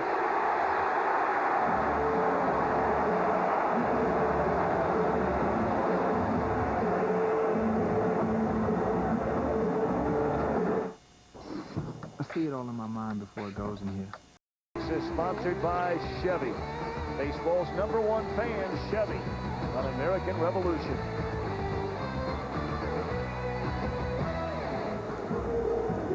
Welcome back to sold out Comerica Park, the home of General Motors, Detroit, Michigan. 2 runs, 4 hits for the Tigers. No runs and 2 hits for the Athletics against Kenny Rogers. Rich Harden still on the mound. And you'd have to say it's been a pretty successful start for Harden. Bear in mind, missed almost the entire season. Made only 9 starts. Half of those, well, a little less than half of the 9 were made at the start of the year before he injured an oblique muscle. Then missed over 3 full months with a sore elbow. In the air, well hit by Monroe. Is it 3-0 Tigers? You betcha.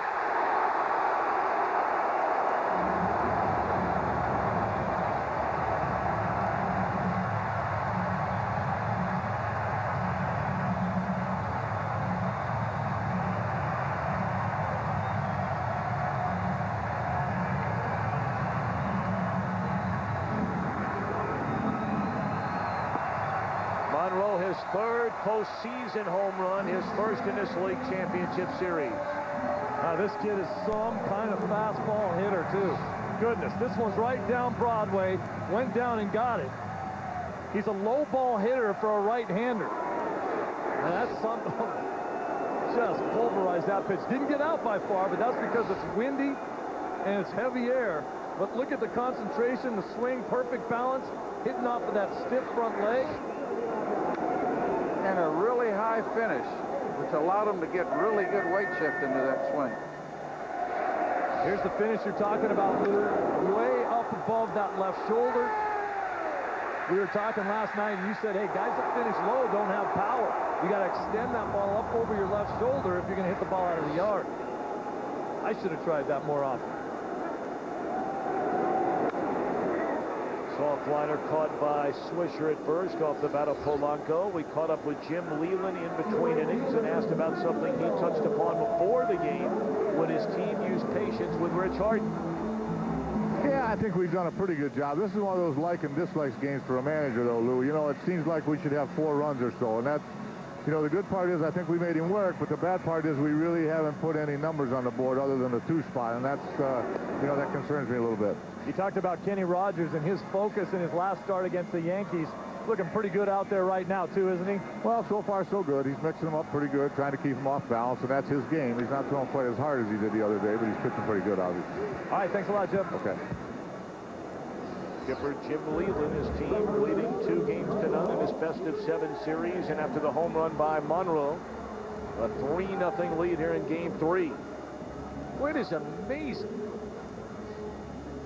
how the things that Jim Leyland so far in this series has done, even talked about with us when we gather with him a couple of hours before the game, all seem to come to fruition. Well, he knows his players, and it starts with that. A manager has to know what a player can do and not do. Also, he's got a lot of statistics. Major League managers today get a lot of different statistics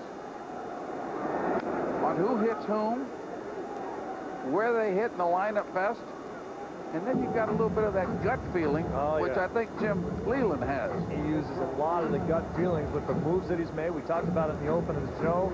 Puts Alexi Gomez into game 2. The kid comes through with a big home run and 4 RBIs. No one had heard of that kid before game 2. Today, 2 guys making their first postseason starts ever.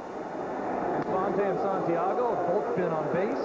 And what do you tell us about Monroe? I'm moving him up in the 2-hole because I think he'll get an extra at bat and might hit a home run for us today. Might run into one. He just did. Eerie. Makes you wonder if it's in the cards for the Detroit Tigers.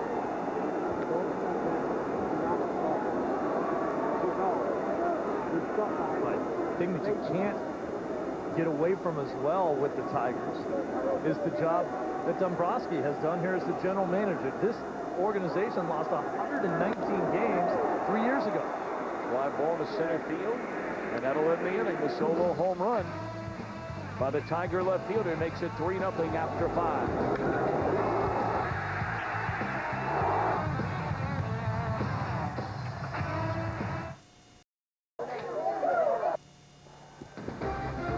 The League Championship Series on Fox is sponsored by Bud Light. Refreshingly smooth Bud Light, always worth it. Top half of the 6th inning in game 3 of this American League Championship Series. Monroe's home run in the 5th has given Detroit a 3-0 advantage. Top of the order against Kenny Rogers for the Athletics. Kendall, Kotsay, and Bradley coming up.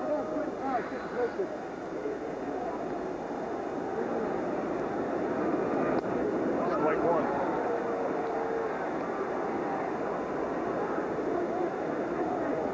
How about those numbers for Kenny Rogers in the postseason? First 9 games, allowed an earned run per inning. Has not allowed a single run in 2 starts this postseason. Sinking liner, Ordonez slides into it for out number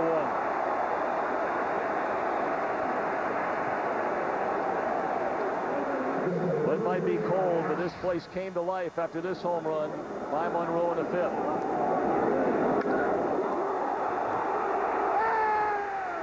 Oh, that's a good-looking swing. Didn't rush. Didn't jump. Kept his head right on the ball.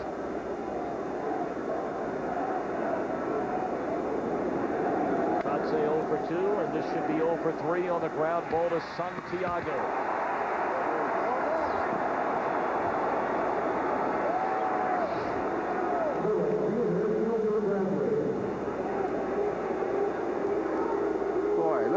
Right on that ball, and look at that real high finish.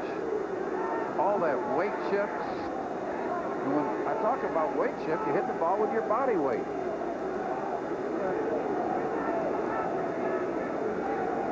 As opposed to trying to muscle it out of the ballpark. Well, the A's having a hard time muscling anything out of the infield. They have 2 hits in the game. The very first batter of the game, Jason Kendall, had an infield hit. Thomas hit by a pitch in the opening inning. That was the only inning the A's have put more than 1 base runner aboard against Rogers. A 1-out walk to Swisher in the 2nd, and Rogers retired 9 in a row before a Scudero single in the right with 1 out in the 5th. And here we are 2 deep in the 6th, and all is quiet on the Oakland front. He's just keeping that ball down in the zone. He's got good movement. He's changing speeds off of his pitches, and these Oakland hitters are just beating the ball into the ground. Well, when he's on, he's going to get a lot of ground balls, throwing a ton of changeups and a ton of breaking balls, and throwing just enough fastballs to keep him honest.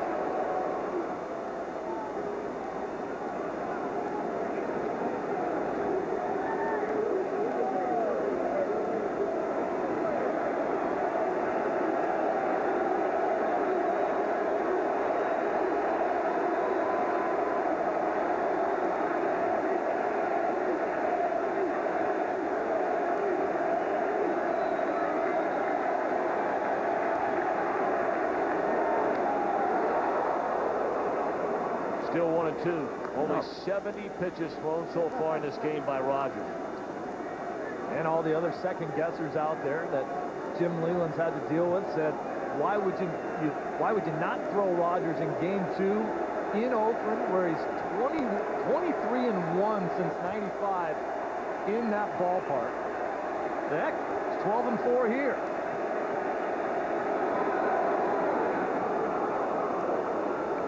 Well, you notice one thing. This series went 7 ball games. Game 3 pitcher pitches game 7. So he's got the right guy. Of course, ahead 2-0 in the series and 3-0 in the 6th inning. Leland's not looking for 7 ball games. No. And when you start talking about Rogers, only 4 active left-handers in Major League Baseball have more wins than Kenny Rogers. That's pretty impressive. That's a who's who list. And you got Glavine, Randy Johnson, Wells, Jamie Moyer. 207 wins. Just off the outside corner with that changeup. Boy, what a pitch that was by Rogers, and didn't get the call he wanted it. And that's what Bradley and the rest of the A's have to do. This is a great job by Milton Bradley, just spitting on that pitch. Try to get a better pitch to hit. So far, all day long, they've been swinging at Kenny Rogers' pitch. Look at Bradley. He's off the plate. I like the idea off of a pitcher like Rogers. Get him out of his rhythm. Get up on the plate. Make him pitch you inside.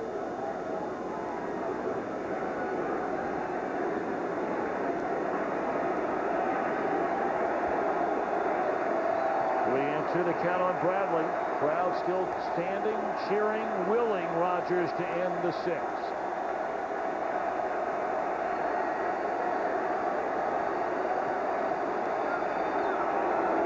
Which he does.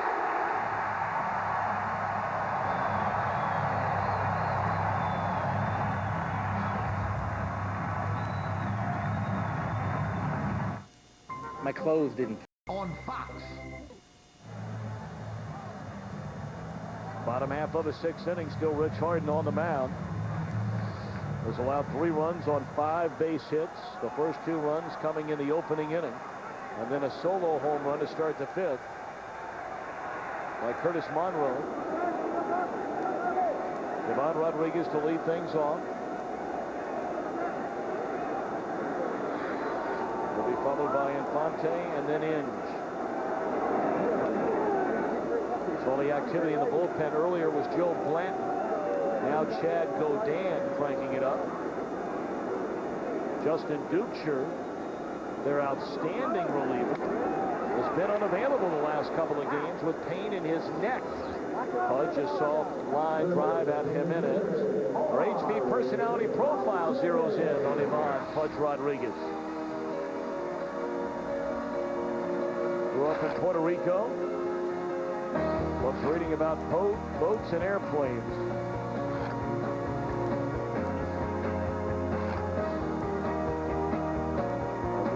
Gold Gloves.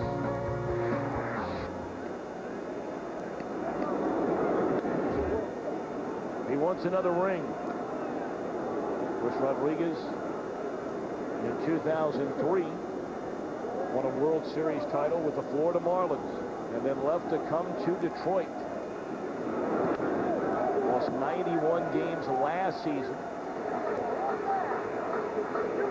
Pudge Rodriguez, in his prime, was really the only guy in the game for a while who changed the way the game was played defensively. Because if you could run, you'd stick your running game in your back pocket, because he took that away from you defensively, took away one of your biggest weapons. Still throws pretty good. Well, I managed against them all those years, Seattle Mariners. And you're right. You really thought long and hard sending base runners against Pudge. But I used to kid him all the time. You better get that arm cranked up because we're going to be running. You had to have it at least in his mind that you were still going to try. How did you do when you ran against him, Lou? Because you had some Seattle teams that stole a lot of bases. That was a big part of winning 116 games. Yeah, we had to pick our pitches, pick our counts. And speed was an important factor in the success of our team. We had the type of ballpark where we had to have that type of feel over at Safeco Field. Yeah, pick your pitches, pick your counts, and then hit a lot of doubles. Good point. 3-2 to count on Omar Infante, who's been aboard twice in the game. And well, here we are, fellas, getting late for the Athletics. You're already down 2 games to none, and they have 9 outs to play with. They've only managed a grand total of 2 base hits. As Harden fans Infante. Well, Tommy, that strikeout of Milton Bradley in the last inning was huge, because now you'll have Frank Thomas leading off another inning. Second time in this game he's led off. He's the guy that can do some big damage to you. Not so much when there's no one out there to drive in. Yeah, you would love to see Frank come up with a couple men on base, see what he can do. Now Brandon Inge, Harden at 100 pitches in the game. I would anticipate that this will be Harden's last inning. And to his credit, after starting off shakily, he settled down and done a nice job for this Oakland ball club. It was just wild enough to be effective. We're getting an idea of just how special this kid has a chance to be if he can stay healthy, which he's been unable to do during his very short major league career. I mean, here he is. Did not come back until September the 20th. Off the disabled list for the A's. Did not pitch a single game in the division series. They sent him down to Arizona to pitch in an instructional league game, a simulated game, to get ready for this start.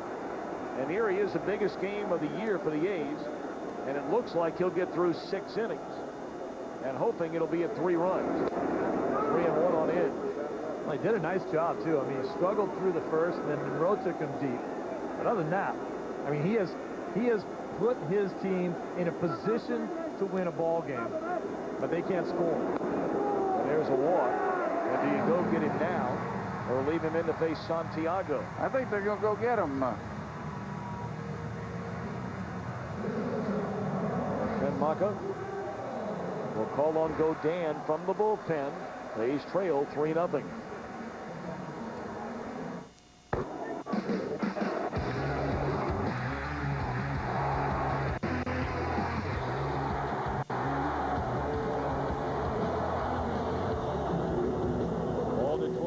Thus far in this American League Championship Series. A very solid effort today, however, by Rich Hart. 5 2/3 innings, allowed 5 hits, was wild, walked 5, struck out 4. And so far the 3 runs. The runner at first, of course, his responsibility, and now taking over on the mound for Ken Maka's team. We've seen him in each of the first 2 games of this series is Chad Godin. He's worked 2 1/3 innings so far in this league championship series, allowed 2 hits and no runs.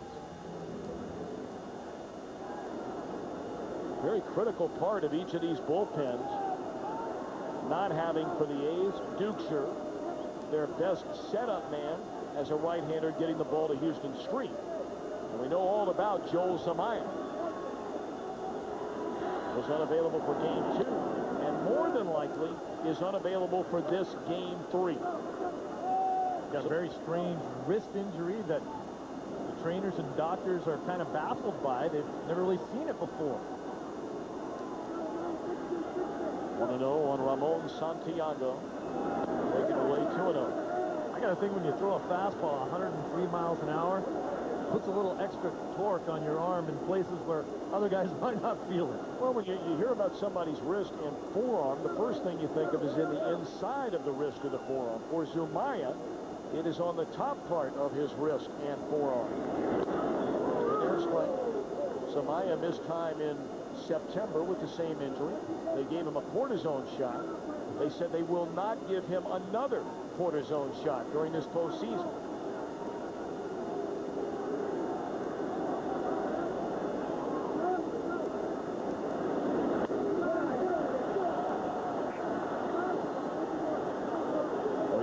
For trouble. If you put Santiago aboard knowing that Granderson is next. Only Santiago had walked 1 time in 80 at-bats this season. And wouldn't you know it, he walked his first time up in the game, and then he had a double taken away on a great play by Kotzer. 3-2. Now, that was a take there from Leland. Yeah, he's had a 3-2 count every at-bat.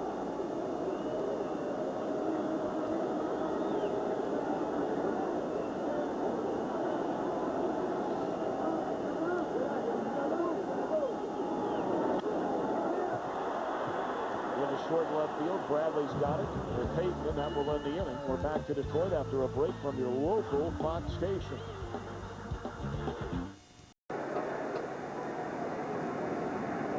The Tigers at the end of 6 with a 3-0 lead in Game 3 of this American League Championship Series over the Oakland Athletics. And Kenny Rogers again the story. Working on a 2-hitter. Went 7 2/3 innings in that Game 3 start against the Yankees. Allowed 5 hits, no runs. Frank Thomas, first pitch swinging. And that is not his MO, and that's how things are going for Thomas. Still without a hit in this league championship series. Time for our Holiday Inn look again play from Game 2. Bases loaded. In the 9th inning. Thomas representing the winning run, just missed. That fastball from Jones. That's brought to you by Holiday Inn, the official hotel of Major League Baseball. Let's check in with Chris Myers. Tom, I talked to Frank Thomas before the game analyzing this situation at his own, and he said it would be stupid to panic, but I realize that I have to step up. Recalling his last ALCS some 13 years ago, he said, I was a much younger player then, but I know this team is counting on me to deliver it. At some point, I'm going to have to. So far, for the Big Hurt, it's been the Big Chill. That's amazing to me that Ordonez even made that play that far into foul territory in right field. Frank Thomas is a dead pull hitter, and Ordonez played with him, and he knows it. Frank was surprised that he was anywhere near catching that ball. 0-2 to Peyton.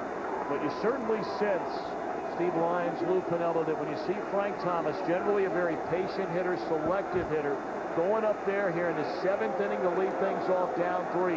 First pitch swinging. Not going to say panic, but certainly tense times for the Oakland A's. I think you get yourself into a bad situation when you're not going good, and then you change the things you do best.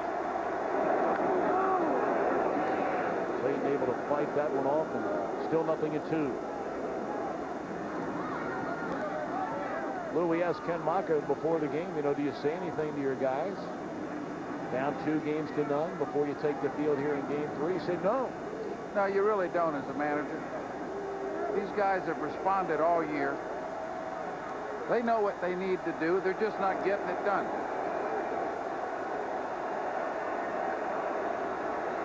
If you have to give a team a pep talk at this stage, something is really, really wrong. Give the Detroit pitching a lot of credit. They've done a real nice job this series. But I think it depends on who your team is, too, because Jim Leland, I believe, has daily talks with his team. He told us today that he would talk to them about the cold. I'm not going to go out there and lie to you. I'm not going to say it's not that bad. I'm going to say deal with it. It's cold. Let's play our best in the cold.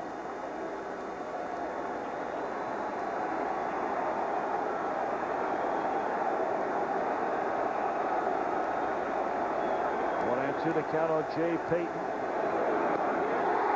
And he's 0 for 3. 6 strikeouts for Kenny Rogers.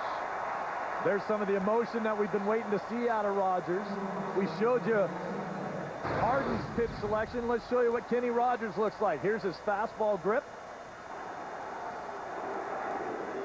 There's the changeup, not a circle change. He just kind of grabs it like a 3-year-old and throws it. Chokes it back, and then look at the curveball with the index finger up off the ball, virtually throws that pitch with 1 finger. And that's something that if I were a hitter, I would be looking for. Once I saw that finger, I'd say to myself, here comes that breaking ball.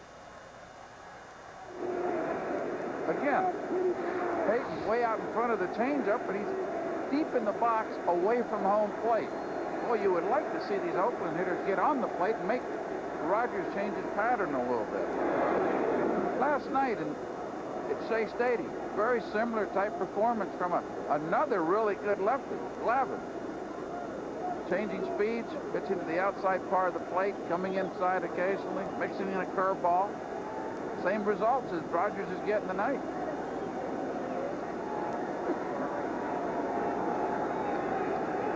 Rogers has fallen behind Chavez. 2 balls and no strikes. Eric 0 for 2 today. 2 balls and a strike. We brought up earlier, I wanted to finish the story. Everybody remembers the confrontation that Rogers had with that cameraman in Texas last year, Larry Rodriguez. It should be noted that after they settled that, while they were leaving the courtroom, Rogers closed the door in the same room with Larry Rodriguez and shook his hand for what Rodriguez said was 10 minutes. He said he told me he was truly sorry. We wound up talking for 20 more minutes, just the 2 of them. And he said how weird it was that he held onto his hand. He could tell he was truly sorry for that incident.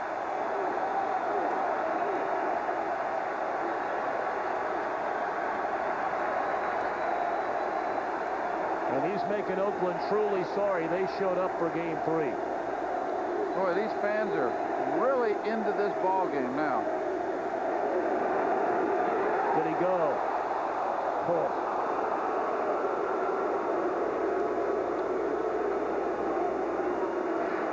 Just a good breaking ball by Rogers.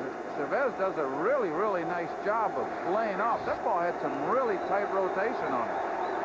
The crowd's getting into it, and they were ready to jump out of their seats if that was called a strike. Slow tapper to the right side, and Kenny Rogers, 7 innings, 2 hits, no runs.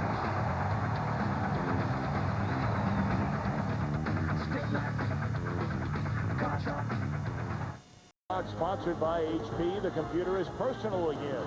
By WebMD, better information, better health. And by Nissan, to invite you to where you ship through the world.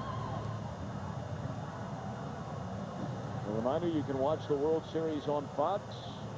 We live for this. You live for this. The whole world lives for this. The World Series and its exclusive home this year and the next 7 years here on Fox. Time to take a look at our game summary brought to you by Nissan. Greg Monroe, a home run to spread it out from 2 to 3, but Kenny Rogers has been the story. For that matter, the entire Detroit pitching staff has been the story. 24 of the 75 batters retired in this LCS have struck out against Tiger pitching by the A's. And not that many balls have been hit hard. A lot of soft outs. And look at the way this series has gone. They've kind of reversed roles. It was the Tigers that were known to never walk and strike out a ton. It was the Oakland offense that was very patient, although bad numbers when you get into some of the other things, like worst in the league and runners in scoring position. The offense has been non-existent, as you mentioned earlier in the broadcast, Lou. Not only their offense, but they have not gotten good starting pitching as well. Now, Harden today started off shakily, but he's given them a chance. Oakland still got 6 outs. Anderson to start things, will be followed by Monroe, and then Polanco against Godin, who got the final out in that 6th inning in relief of Rich Harden.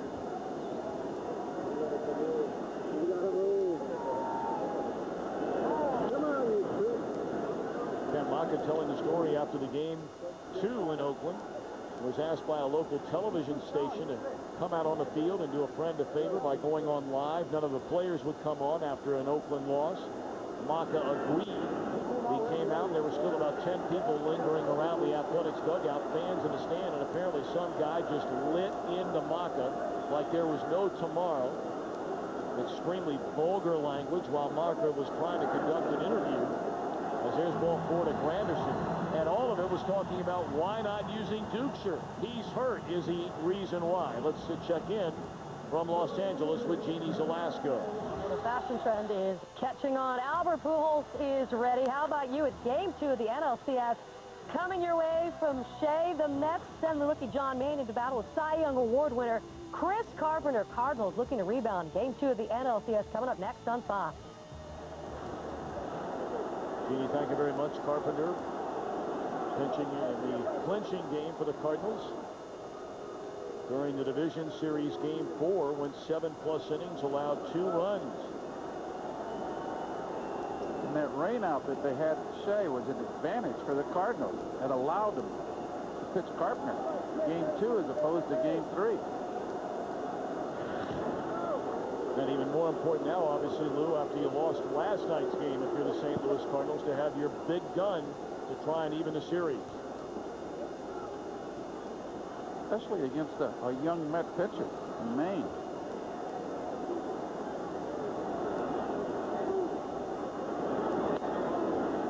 We bring up Dukeshire and the incident the other day because this is, without question, a situation that he would be in the game right now. And there's been a couple of those in this series so far. They're not sure exactly what's wrong with them. And you got to give credit to Ken Maka, too, because Dukeshire wants to pitch.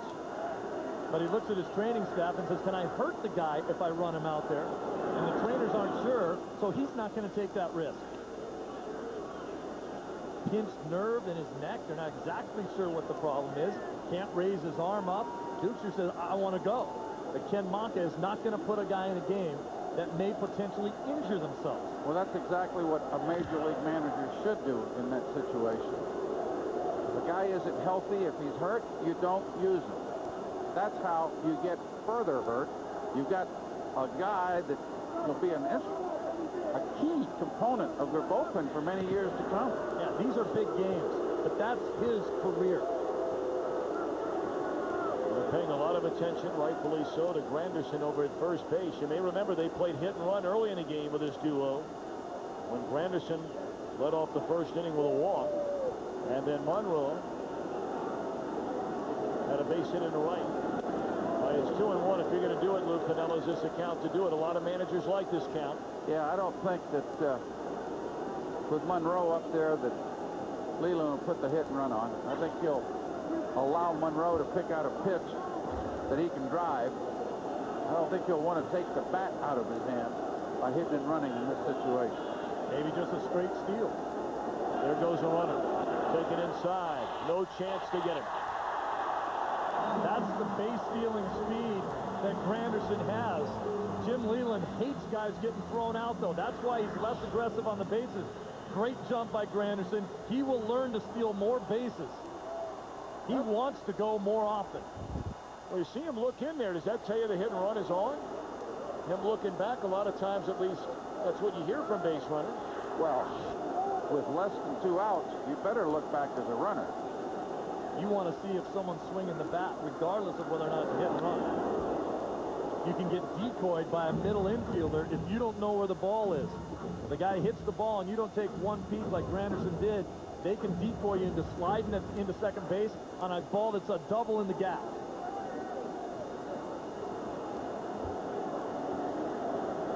Monroe, a couple of hits, including a solo home run back in the 5th. 3-1 the count. Breaking ball, grounded foul. The home run by Monroe came in the 5th, his 3rd in this postseason, his 1st in this league championship series, and there was no debate when it left the bat. Well, I can't take enough looks at that swing.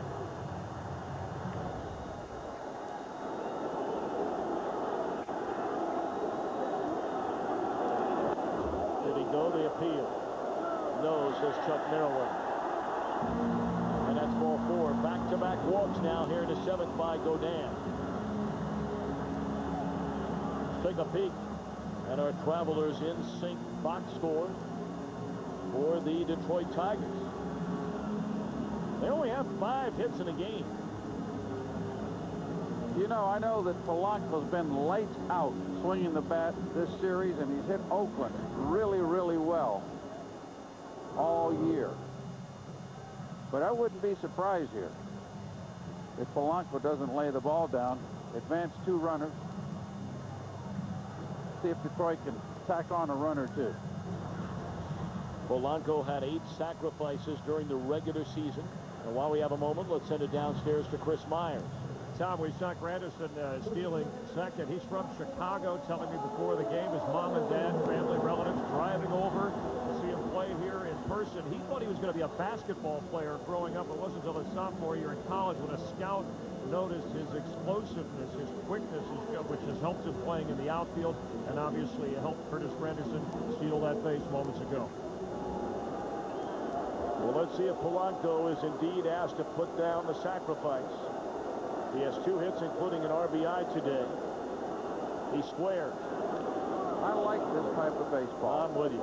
When you have a lead late in the ball game, what you want to do is find, how can I tack on runs? Now, I wouldn't be surprised here if the count gets right that you might hit and run with Polanco and send both runners.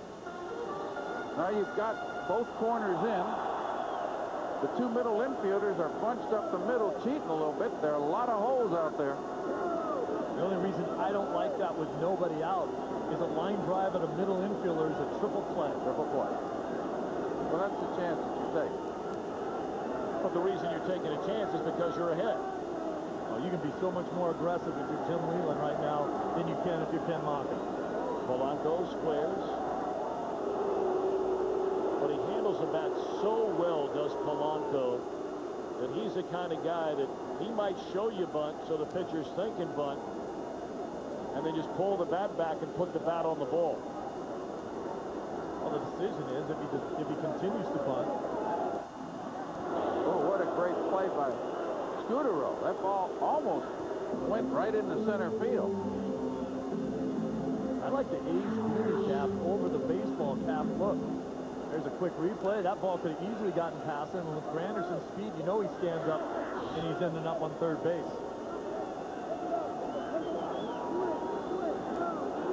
0-1. And he puts down the bunt. They're going to third. They got the out. What a play by Godin. He could not have gotten the runner at second. He had no chance to spin and throw the runner out at first, so he goes to third. I'll tell you what, that play is just a little bit too far towards the pitcher's mound, but Polanco put the bunt down on the right side. What you're trying to do there is get Chavez to field it, but watch Godin like a cat go straight to the third base line, make that play, and throw the ball on the third base. And I think the runner beats the throw. I think you're right. It was awfully close down there.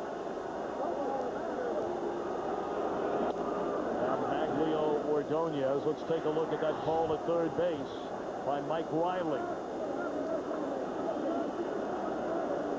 Yeah, I think Mike missed that one. Close play. And he was right on top of it. Working back with about 4 pieces. But I think you see Granderson gets his foot in. There you go. Well, that's a real nice play by both Godin and by Chavez. He was so close, and he had to put a little mustard on that throw. Chavez had his back turned to him.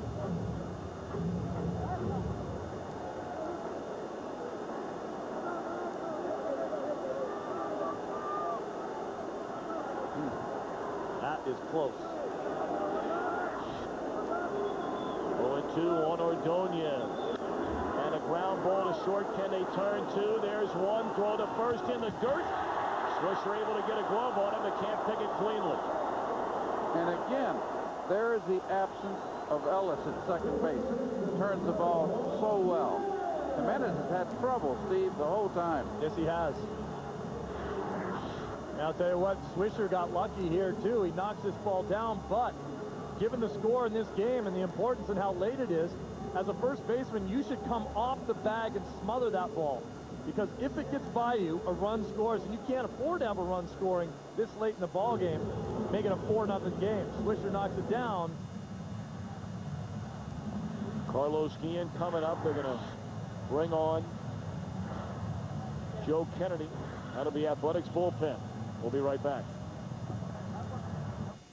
Coming up next on Fox, part 2 of our LCS doubleheader. Game 2 between the Cardinals and the Mets. Reigning Cy Young Award winner Chris Carpenter will square off with Mets rookie John Maine. That's coming up next, right here on Fox.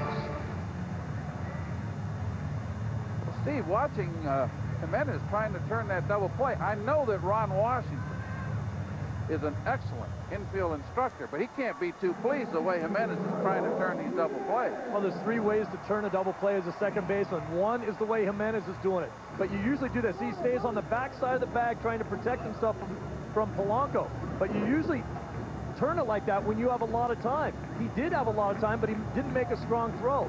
The other way is to come across the bag right now when you get that and then throw. And the other is catch the ball and go straight through the runner. I think he should have come across the bag there and catch the ball and throw it on to first. He's got no momentum on his throw by going away from the play and planting that left foot on the base. He's doing it to protect himself from the runner, but you got to make a better throw than that if you're going to do it that way. You got to turn the double play. Well, you turn Dean around. He bats from the right side. Runners on the corners, 2 away, and Joe Kennedy on to face him. And there's strike 1. We've seen Kennedy in now 3 straight games in this series, 2/3 of an inning, 1 hit, no runs in game 1, an inning and a third, no hits, no runs in game 2. This could be a huge lift for the A's if they can get out of this inning. And remember the situation, first and second, nobody out. They were trying to bunt themselves into a situation where they could score 2 runs. They may score none.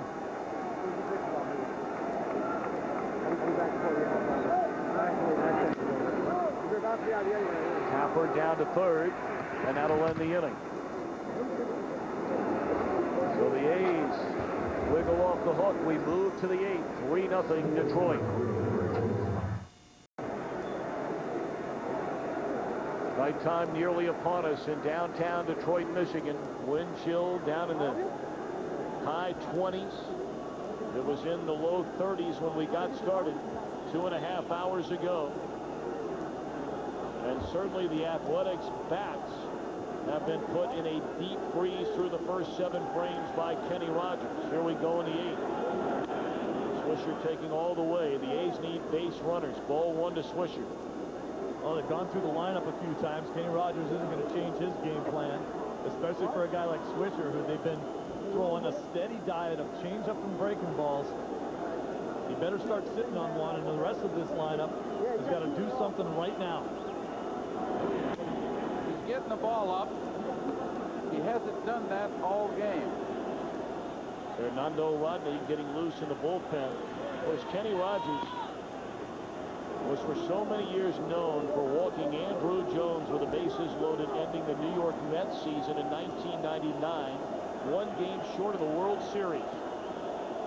And one of the telltale signs for a manager is when that pitcher starts getting the ball up, especially when he's a low ball pitcher. 2-0 to Swisher, taking all the way, 3 balls and no strikes.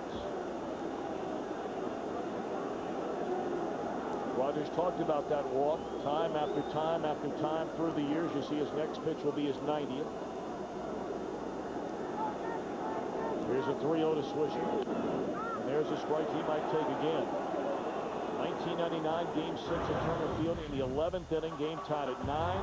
Rogers, after intentionally walking Chipper Jones and Brian Jordan, then walked Andrew Jones to score the series-ending run.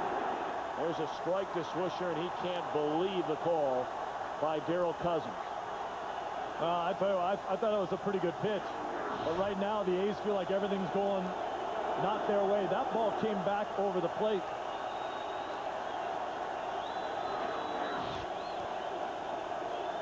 Starting to see a little frustration from the A's right now. Payoff pitch. Ball 4. Good at bat. A really patient at bat by Swisher. Yeah. He started to get the ball up for the first time. Leland noticed it. Well, and Rodney's out there warmed up, so I would expect the pitching change. Rogers has been brilliant, and Rodney's been lights out when he's had his chance. Well, you can't say enough, though, about Kenny Rogers. I mean, you saw the 20 innings in his career in the postseason, having allowed 20 earned runs. And Jim Leyland has not given the official word in that bullpen that he wants Rodney yet. He might be talking things over with Rogers. He's going to leave him in. That's showing his veteran pitcher a ton of respect. Boy, that's one of the things you'll love about Jim Leyland. Not one of those guys to play everything by the book. Lou, you brought it up earlier. Sometimes you go with your gut. He wanted to hear it from Rogers, look him in the eye, and heard enough. I'm leaving him in. Probably the fact that he doesn't have big Zumaya up there has some semblance of why he kept him in the ballgame. And now he'll face Marco Scudero, 1 for 2 in a game. I think we officially changed Zumaya's name from Joel to Big. Yeah, just Big Zumaya. In the strike.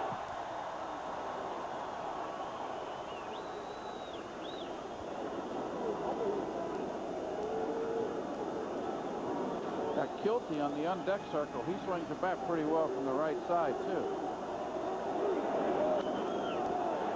Out off behind the plate.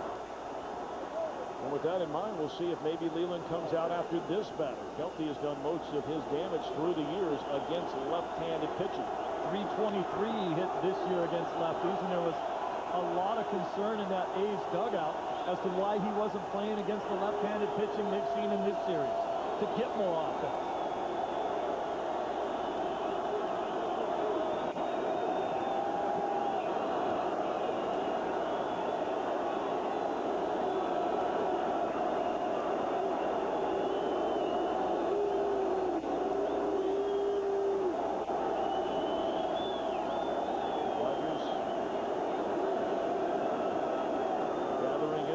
Now looks in. Boy, look at the eyes. Focused. Again here in game 3. 1 and 2 to Scudero. Well, he tried Scudero with 2 strikes up and away. I think set up a little changeup, trying to get the ground ball, get a double play.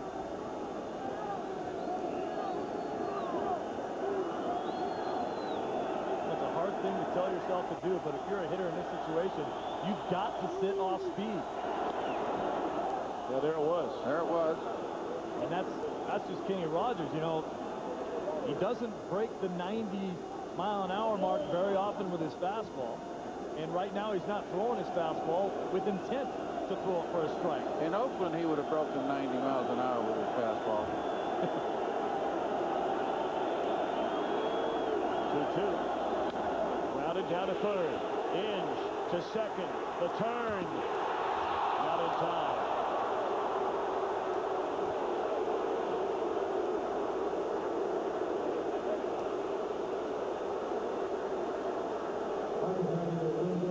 Well, here we see the difference. Watch Polanco. He's going to step back away from the bag, which is the third way to be able to turn a double play. Put your left foot on the bag, step away from it, and throw with all your momentum.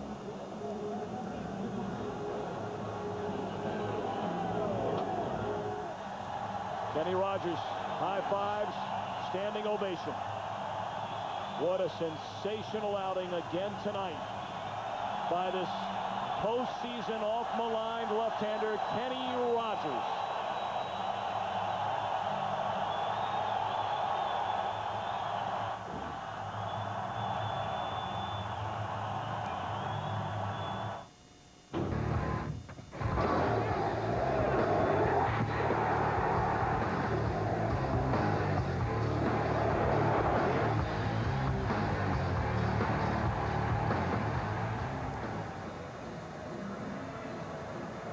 Kenny Rogers leads with 1 on and 1 out here in the top of the 8th inning.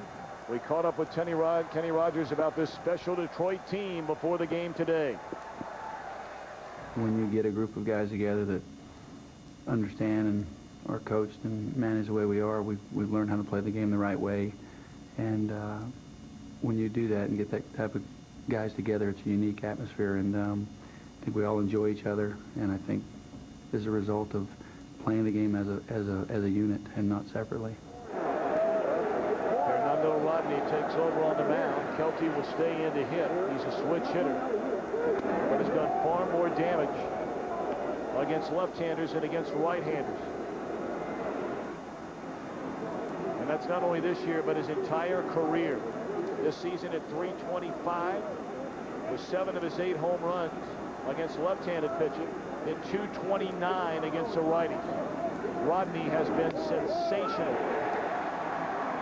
as he's moved up the ladder in that Detroit bullpen for games 2 and 3 due to the injury to Joel Zamayan.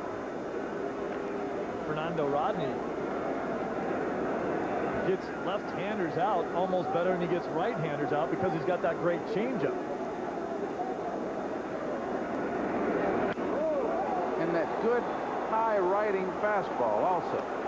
That one at 93, we've seen him run it up there 95, 96, 97. Well, you know, it seems like Detroit has a bigger lead in this game than they actually do. I mean, we used the term the other night. The A's in this situation are a bloop and a blast from tying this thing up. But against that Tiger bullpen, a tall order indeed.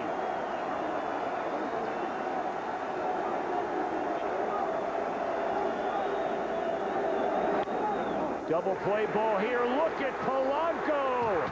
And the throw is in time. Guillen got the toe on the bag.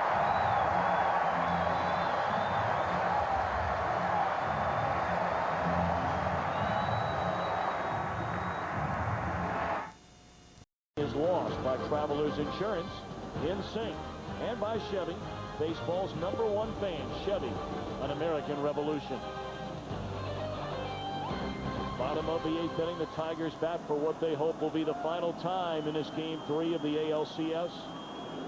A 3-0 lead.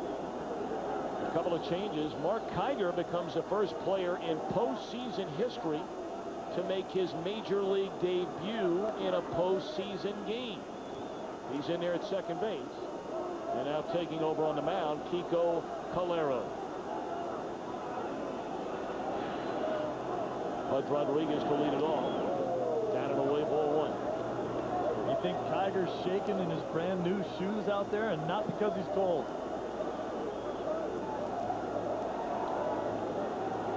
Got to be awfully exciting for that young man. Well, a couple of days ago, he was hitting ground balls to his kids' Little League team. He wasn't on the roster. And then when Mark Ellis got hurt, they called him up. Sent him to instructional league to get him a few at-bats. Showed up the day of game 1. Rodriguez fights one off. Lifts a fly ball in the right field. Bradley's got it. 1 away. Let's go back to how that inning ended. This ball almost ate up. Polanco stayed with it. Great feed to Santiago. And then Guillen tippy-toed around the bag. And it's a nice call by Chuck Merriweather, the first base umpire. He did get his toe back in time. Alexis Gomez will now come on to pitch hit. Benny Rogers fired up about that inning-ending double play. Yeah, baby. Oh, yeah.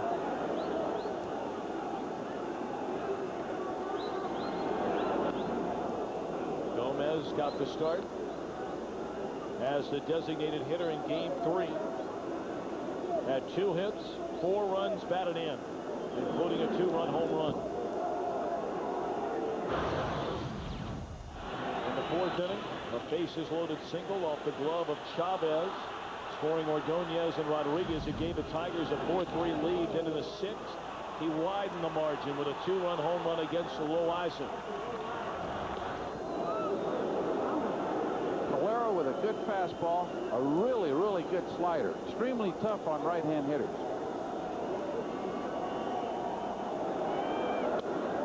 There it was there. Almost a backdoor variety.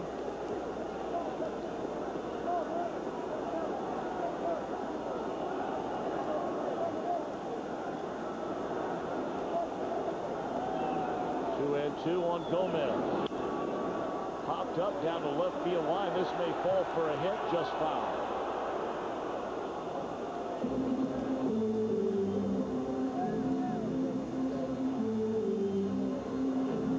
This more to see moment presented by Sharp Aquos Liquid Crystal Television. A couple of outstanding plays in this game by Mark Kotze in center field. Came back in the 4th on back-to-back hitters. Came in on one, went back to the wall on the next.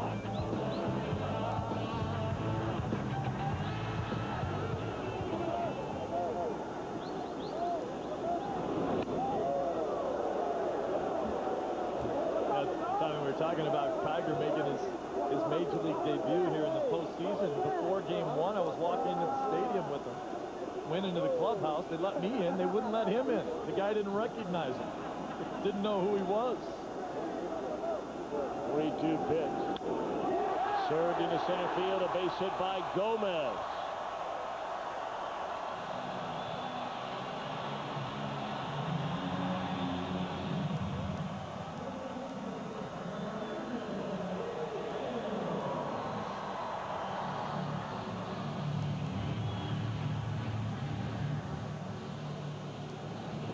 We talked a little bit about Dave Dombrowski and how a championship team is built and the way he went about it. You think about the signing of Pudge in 04, and then they got Guillen in a trade in 04. Then they signed Maglio Ordonez.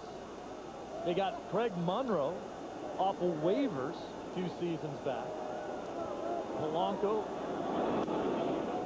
Bonderman, they traded, was in the Jeff Weaver deal. And then the homegrown guys they have, like Granderson and Inge and Zumaya and Verlander, guys coming through the organization. And then he brought in the right skipper to get it all done. Yeah, absolutely. A skipper he hired when he was general manager of the Florida Marlins. When Dombrowski put that club together to win the World Series. You know, Dombrowski, one of those whiz kids. I mean, he was around under the tutelage of Roland Heeman so many years in Chicago with the White Sox, worked his way up, and was so highly thought of before he even hit his 30th birthday among the all-time youngest general managers in the history of baseball. Led the Marlins to that World Series title, as we mentioned, and then you know the rest of the story. The owner, Wayne Huizenga, tells him, get rid of everybody we have. So Dombrowski was left really floundering down there in Florida. He built the franchise back up, had a big hand in the 2003 Marlin team that won the World Series because of all those moves. Larry Beinfest, their current general manager, had a lot to do with that title as well. But then Dombrowski came here to Detroit, where he was not only the general manager, but the president of this franchise. And here he is again, knocking on the door of another trip to the series.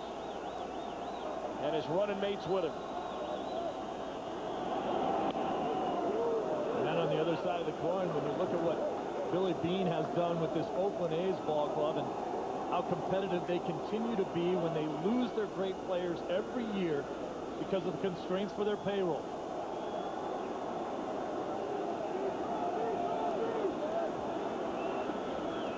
Two and one to count on Brandon Inge.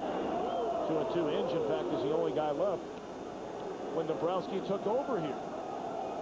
The only guy left on this team since Dombrowski got here, but 10 guys on this team from that 119 loss season of 3 years ago. Yep. They know how to lose. Now they know how to win. 2-2 on Inge. Struck him out. Here's tonight's WebMD injury report. We'll focus in on Joel Big Zamaya's injured wrist. Big Zamaya. And they're calling it tendonitis in his wrist, the top of the wrist, rather than underneath on the palm side. And it's filtered into his forearm a bit. To get an inside look at injuries affecting your team, go to WebMD.com and search sports injury. Ramon Santiago with 2 away and a runner at first. Fouled away. Here's Chris Myers. All right, Tom, I'm not a doctor. I don't play one on TV, but I did talk to trainer Kevin Rand of the Tigers about Zamaya. They've been treating it all day with a laser treatment, which they said keeps it warm. In the cooler weather, there's greater risk of further tendon inflammation. He has been taking anti-inflammatories. They hope that he'll be able to go tomorrow if they need him. It's something the medical staff is keeping an eye on. Oh, great. So if he's feeling better, he'll come out blowing his fastball at about 111.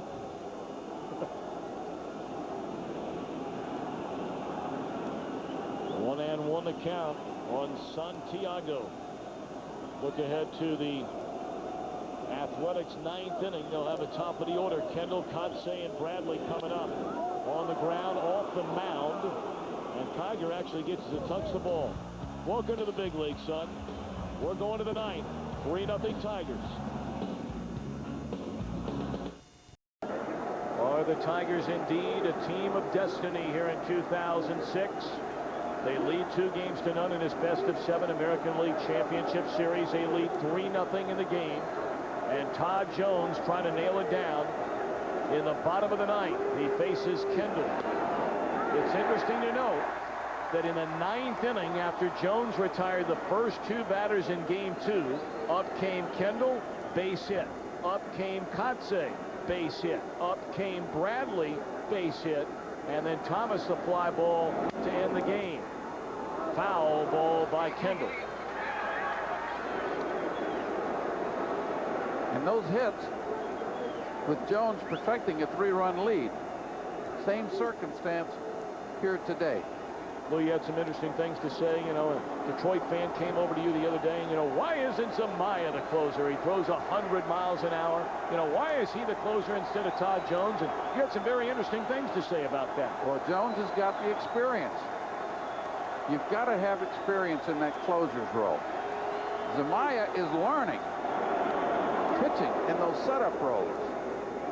I wouldn't be surprised if the next few seasons that you'll see that young man pitching closing baseball for the Tigers. But right now, the experienced guy is Jones. He's had the job done all year, and Leland likes experience in that role. Well, the great Ernie Harwell gave Jones his nickname. He calls him Roller Coaster because it isn't always pretty, but he usually gets it done. An up and down ride with Jones. Breaking ball blown away, 1 ball and 2 strikes to Kendall. Jones himself said, hey, if you don't like the way I get it done, go get yourself a sandwich. He says either way it's going to be over in 15 or 20 pitches, one way or another. Well, Tapper left side, in charges, fields cleanly, 1 away. Tonight's Chevrolet player of the game, starter Kenny Rogers. The Tigers depending on Rogers tonight. You can log on to worldseries.com/Fox Sports and vote for your most dependable player of the postseason, plus a chance to win Chevy's most dependable truck, the all-new Silverado. It's hard to imagine so far there's been a more dependable arm in either league in the playoffs than Kenny Rogers. And who would have thunk that when this postseason began?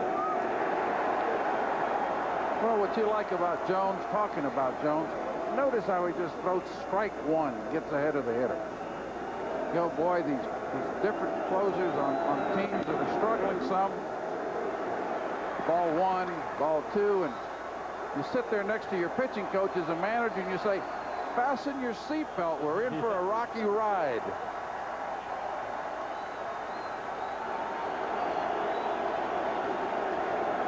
When you're a closer in this situation, you know the opposing team, each hitter's trying to do more than they should. Late in the game, a lot of guys go up there trying to hit a 3-run homer with nobody on.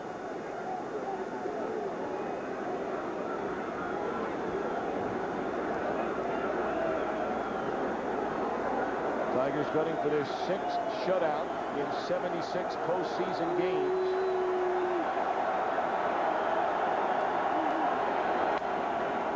Slow roller up the middle. Going to be a tough play for Polanco, and he made it.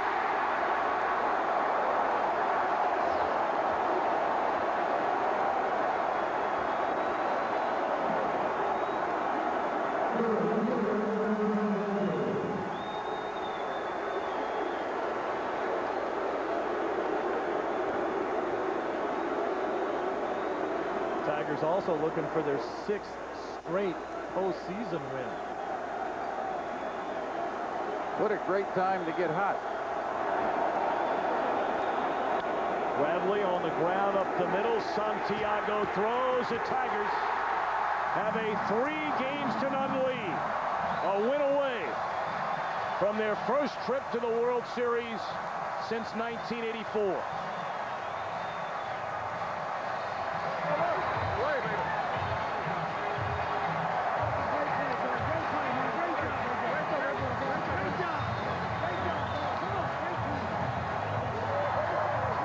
I wonder if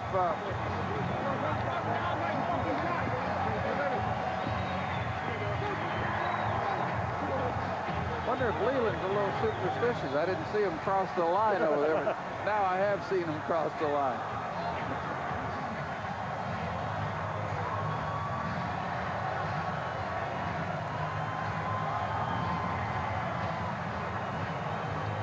Well, just an outstanding pitching performance tonight. Story of the ball game. Rogers, Rodney, Jones.